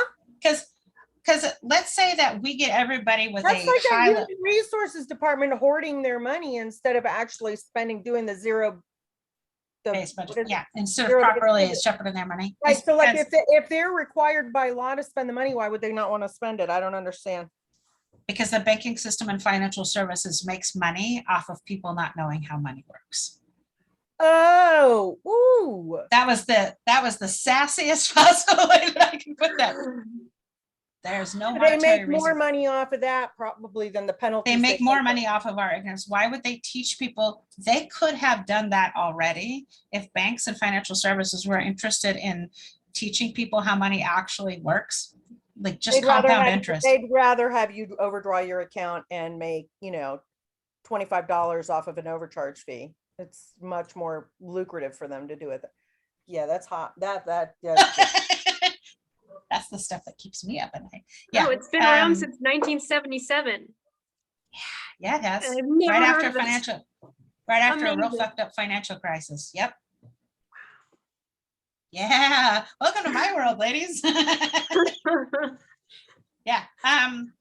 So it depends. Like there is some discovery involved with nonprofits. That means that I need to spend some time understanding what that organization needs. And like for LatNet is a fantastic example.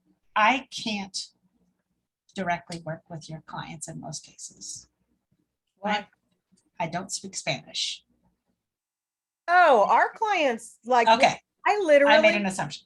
You Yeah, made an assumption. I did make an assumption. Literally don't have, like, the clients that Della and I are working with. I don't think if they don't speak English, they speak Arabic, in which case none of us can work with them. Yeah, So- and we also So- we have access. Both of our organizations have access to translators. That Translator? wouldn't be an Okay. issue. Yeah. Okay, so example, so I need to know what that organization needs of me. A really great example of a place where I can't work, like I can't work directly, would be like a recovery organization where they don't want somebody just coming in, here's Hannah to talk about your money. That's not going to work. They have a high level of rapport with their sponsor, whoever. I trained at Consejo Hispano. I trained their financial coach. So I didn't train the staff. I trained one person. We spent 40 hours. Like I trained just her to do that job, to do she has about half my curriculum in her head, right? Like, so we worked together and she and I built what I taught her as we went for her specific clients and for her personality and for her. So that's a highly individualistic, but now like, if you think about like a scalability, she now gets to take these tools and she gets to spread them out and those folks truly, most of them did not speak English and I don't speak Spanish. gosh. So like, it depends on the organization. So it depends on what that organization needs, how big it is. Like Consejo Hispano is fairly small, but if I was gonna work with a place like Arches here in Salem, they have a lot of staff, right? Would I be training one financial coach for them? Or am I training all the front end staff and then working with each one of those staff individually? So it's like we talked about, like it being entity specific, same thing, right? There is not one. So when I put together that proposal for Cheyenne, that looked different than the proposal, although I still don't. I'm also very, very conscious that nonprofits move very, very slowly. Sorry. Oh, my So I Lord. have, Yeah. no, it's okay. I get it. And like she's apologized a couple of times. I'm like, no.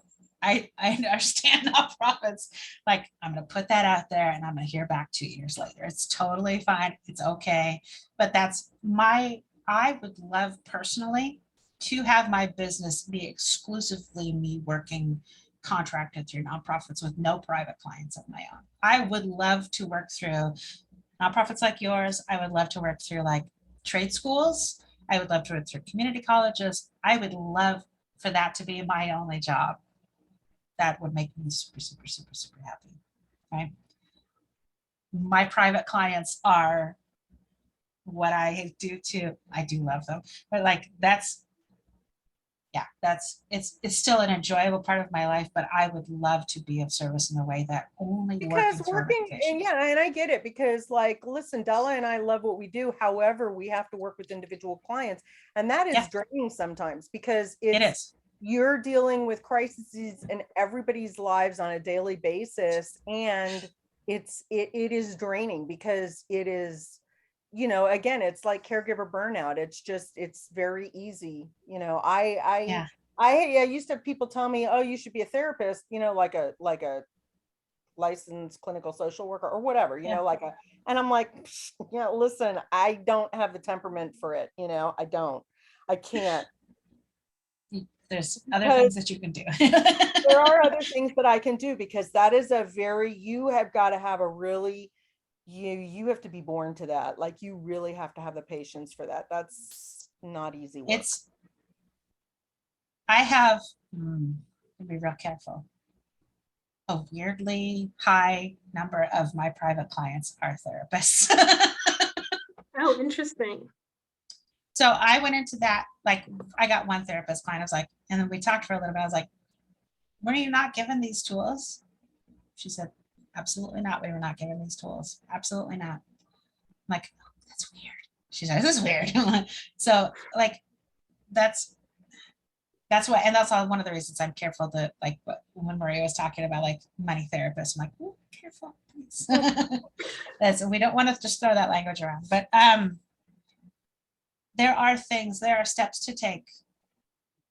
Talking with people about their money, people in crisis 6 times a day, every day of the week. I get that you're talking with people in crisis. There are strategies for you that you can take to help with that. And it's not self-care, because we've done self-care to death, but that is potentially, if that's something, if we end up talking like with IRCO or with LATNet, we might build that into like the back end sort of like practices that help us shield ourselves and protect ourselves from the trauma that comes to us, but still be of service. So without like going into fuck it zone, right? Well, yeah, and that, because or completely burning out. And because that's what Della and I are like dealing with right now. Like, I've only been doing this job for a year, and I'm just like, I don't know how long I can do this. I really don't know how long I would be able to do this, not in the role that I'm doing right now. Because, and I feel like I've like hit it out of the park, like 42 clients. 42 clients, and 40 of them housed so far, and that's in 8 months. Okay. I mean, I feel like I've done a good job, and yet I'm like, but I cannot sustain this. Like, I feel like when I think about the prospect of doing another 40 clients in another year, and adding it Can't to another. die. I don't know. I don't know that I could do it. I honestly don't know that I You could do it and shouldn't. sustain the clients that I have because Yeah. because ideally, or, potentially, I shouldn't say ideally because it's definitely not ideally, but potentially, any one of our clients can be getting help from us for up to 24 months. So Yeah. if you're talking about in a 2-year period, and like I have a goal to get so many clients in the first year, but we get funding for a second year, I have to help sustain these clients plus take While on new you're clients. I'm like, I don't, and Della, and I'm sure Della has to interact with the clients a lot more than I do, because with any luck, I get to the point where all I'm doing is requesting a check for them once a month and paying their electricity. paperwork. Yeah. But Della's got a lot more interacting with them because she's the one who's got to do the getting them either employed or improving their employment prospects. And it's exhausting. It is, and it doesn't have to be. And there again, like, we can only use the tools we've been given. Like, if you want to Google something, you can Google cognitive empathy versus affective or emotional empathy. This is one of the things that I build into classes. We talked about this last month. Yes, we did.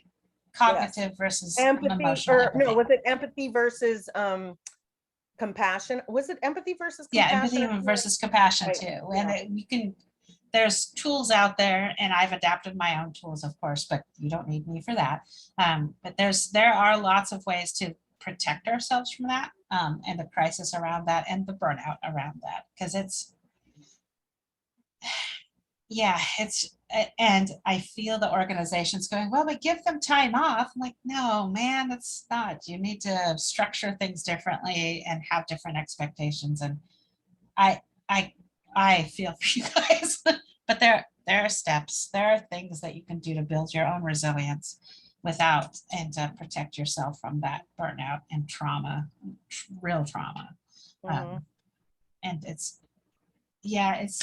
you have to be some sort of superhuman to do that without any sort of help from your organization. And they also, again, they're using the same set of tools that nonprofits have been using for the last 50 years. So they also don't pivot super fast. So no, and they don't. And because if they did, they would probably not have the burnout rate that they do, and they wouldn't constantly be looking for new people, because they would be they would have a better idea of how to support the staff that they've got, and I mean, that's just my thing. That's what I think. And when you have your finance, Della knows, when you have your finance department like suspending the agency credit card, so you can't, when you've got I just got a family of 7 that just got their keys the other day to their apartment. Yeah. And, the finance department had, without any warning, suspended our credit card. So like, I couldn't get air mattresses or anything for these people to even, whatever, like literally out of a shelter and into an apartment. God, dang it. Don't have so much as an air mattress. And it's like, so what do I do?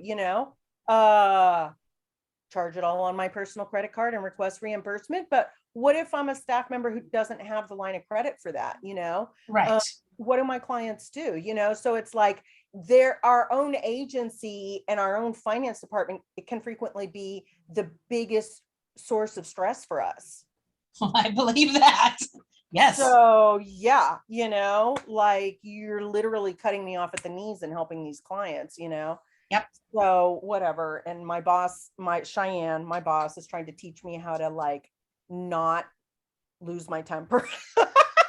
Don't lose your shit. Don't lose your shit. Oh, we lost our shit. Okay, we lost our shit. Don't send scathing emails because then immediately what they're going to do is they're going to make the focus my lack of respect for their authority, as opposed to keeping the focus on systems, baby. Exactly. So and that's why I'm saying, like, even at my age, like, I'm still learning, like I am still learning how to navigate authority, and the powers that be in any organization in order to be effective in my job, and not let them be the ones who burn me out on this job, Right. As opposed to my anything that should be client. burning us out. Anyway. Okay, so we've got about 5 minutes. Thank you guys for staying with me. We covered sort of a teaser, right? Like this, the beginning of tracking and leading into budgeting. Next month, we're talking, okay, let's do the things. Next month, we're talking about restriction, which is a big deal. I'm getting it. That's why I'm making ding dong face, because I'm getting a link for you. This is, Why don't you just go ahead and block off 2 hours for it? there's, Can you imagine if you had more people? I don't know, maybe we would have stayed. well, okay, so, and what's funny is it totally depends on the people and the organization. So like I've met with a nonprofit, one of the kid organizations down here, and they all log off at 90 minutes. They're gone. I'm like, okay, Jesus. So it depends on the organization. So that is the link for next month. Let me get the other things. I would really be grateful for an exit slip, if you wouldn't mind. And this helps me build my tools. And you can give me feedback there anonymously. And then the third link is going to be a quiz. If you want a certificate for continuing education, I'm going to call it 2 hours. Then you can take that quiz there. And I'll send all of this in an email either today or tomorrow as well. I will have this recording available within the next couple of days. If you want the recording, I will make that available to you. It's kind of a lot. I mean, it's 2 hours, but I don't care if this gets shared. That is not, so it's not, we've all been real careful about not sharing anybody's names, so I'm super comfortable with that. So, Okay. So before we say goodbye, what is the biggest thing out of our entire discussion today that you feel like is immediately usable for you? If anything. Not judging. Yeah, I think not judging. yeah, It's hard, yeah. right? That's a tool that we have that we get used on us a lot from the time that we're this Not big. even not judging ourselves. Like honestly, that's the That's that's what the I'm only reason. talking How much do you charge an hour? Because I'm like, oh my God, because I feel like so frustrated right now and so bad because like no matter how, and you will not find anybody, if you were to work with me individually, I'm telling you, you would not find anybody who's like more frugal and more like conscious of how I spend my money and how I try to, you know, stick to a budget and be mindful. And yet I still, you know, like, I'm like, and it's still fucked up and I'm still not saving and I'm still frustrated and I'm still not understanding. So it's like, what am I doing wrong? You know? What's wrong with me? Wow. I don't know. Trust me, you are not the most frugal person that I will have ever worked with. There's, All right. yeah, I I put mean, a fourth link in there. my father was more frugal than I am, so I'm going to go, okay, I can see that. That's There's some pretty severe trauma with one person who basically I kind of had to stop working with to have him seek some therapy before he comes back to me, just because Wow. he's hoarding, but he wasn't hoarding tchotchkes. he was hoarding money. Money by the millions. Wow. Really? It's a lot of trauma there. Like we can look at that and say like, oh, that must be nice. No. You don't want that life. Yeah, it was really, really, really sad. And he's doing better, but it's going to be a while before he comes back. So I put a fourth link in there, and that is the link that I send to people who are interested in working with me individually.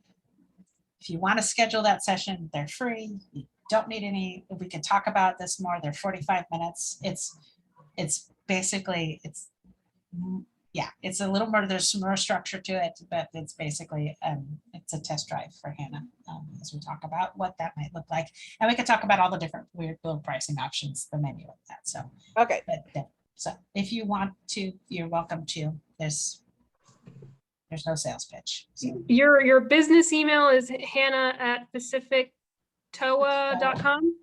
Yeah. Okay. I'm gonna push for them to hire you to teach coaches how to do this. They already know how I Please. feel. I wrote in every single report that I've had, I'm like, we need, like, you're expecting us to financially coach these people with no experience at all. Like, this needs to be a mandatory thing if this is what you want us to do. Every single one. So they shouldn't be surprised. And I'm gonna keep Ella, bugging them until they do I it. love you. Please, please, please, please, please. Because it's not impossible to do this. It's like, I have a big fat fucking curriculum. Like, it's just waiting. Yeah, Come on, let's do okay. this. Yeah, I'm ready. all right. I'll be what you guys need me to Hannah, be. thank So, you Thank Thank you you. all. so We'll much. talk soon. All right. Yes, for sure. Bye. Bye. Bye. Bye.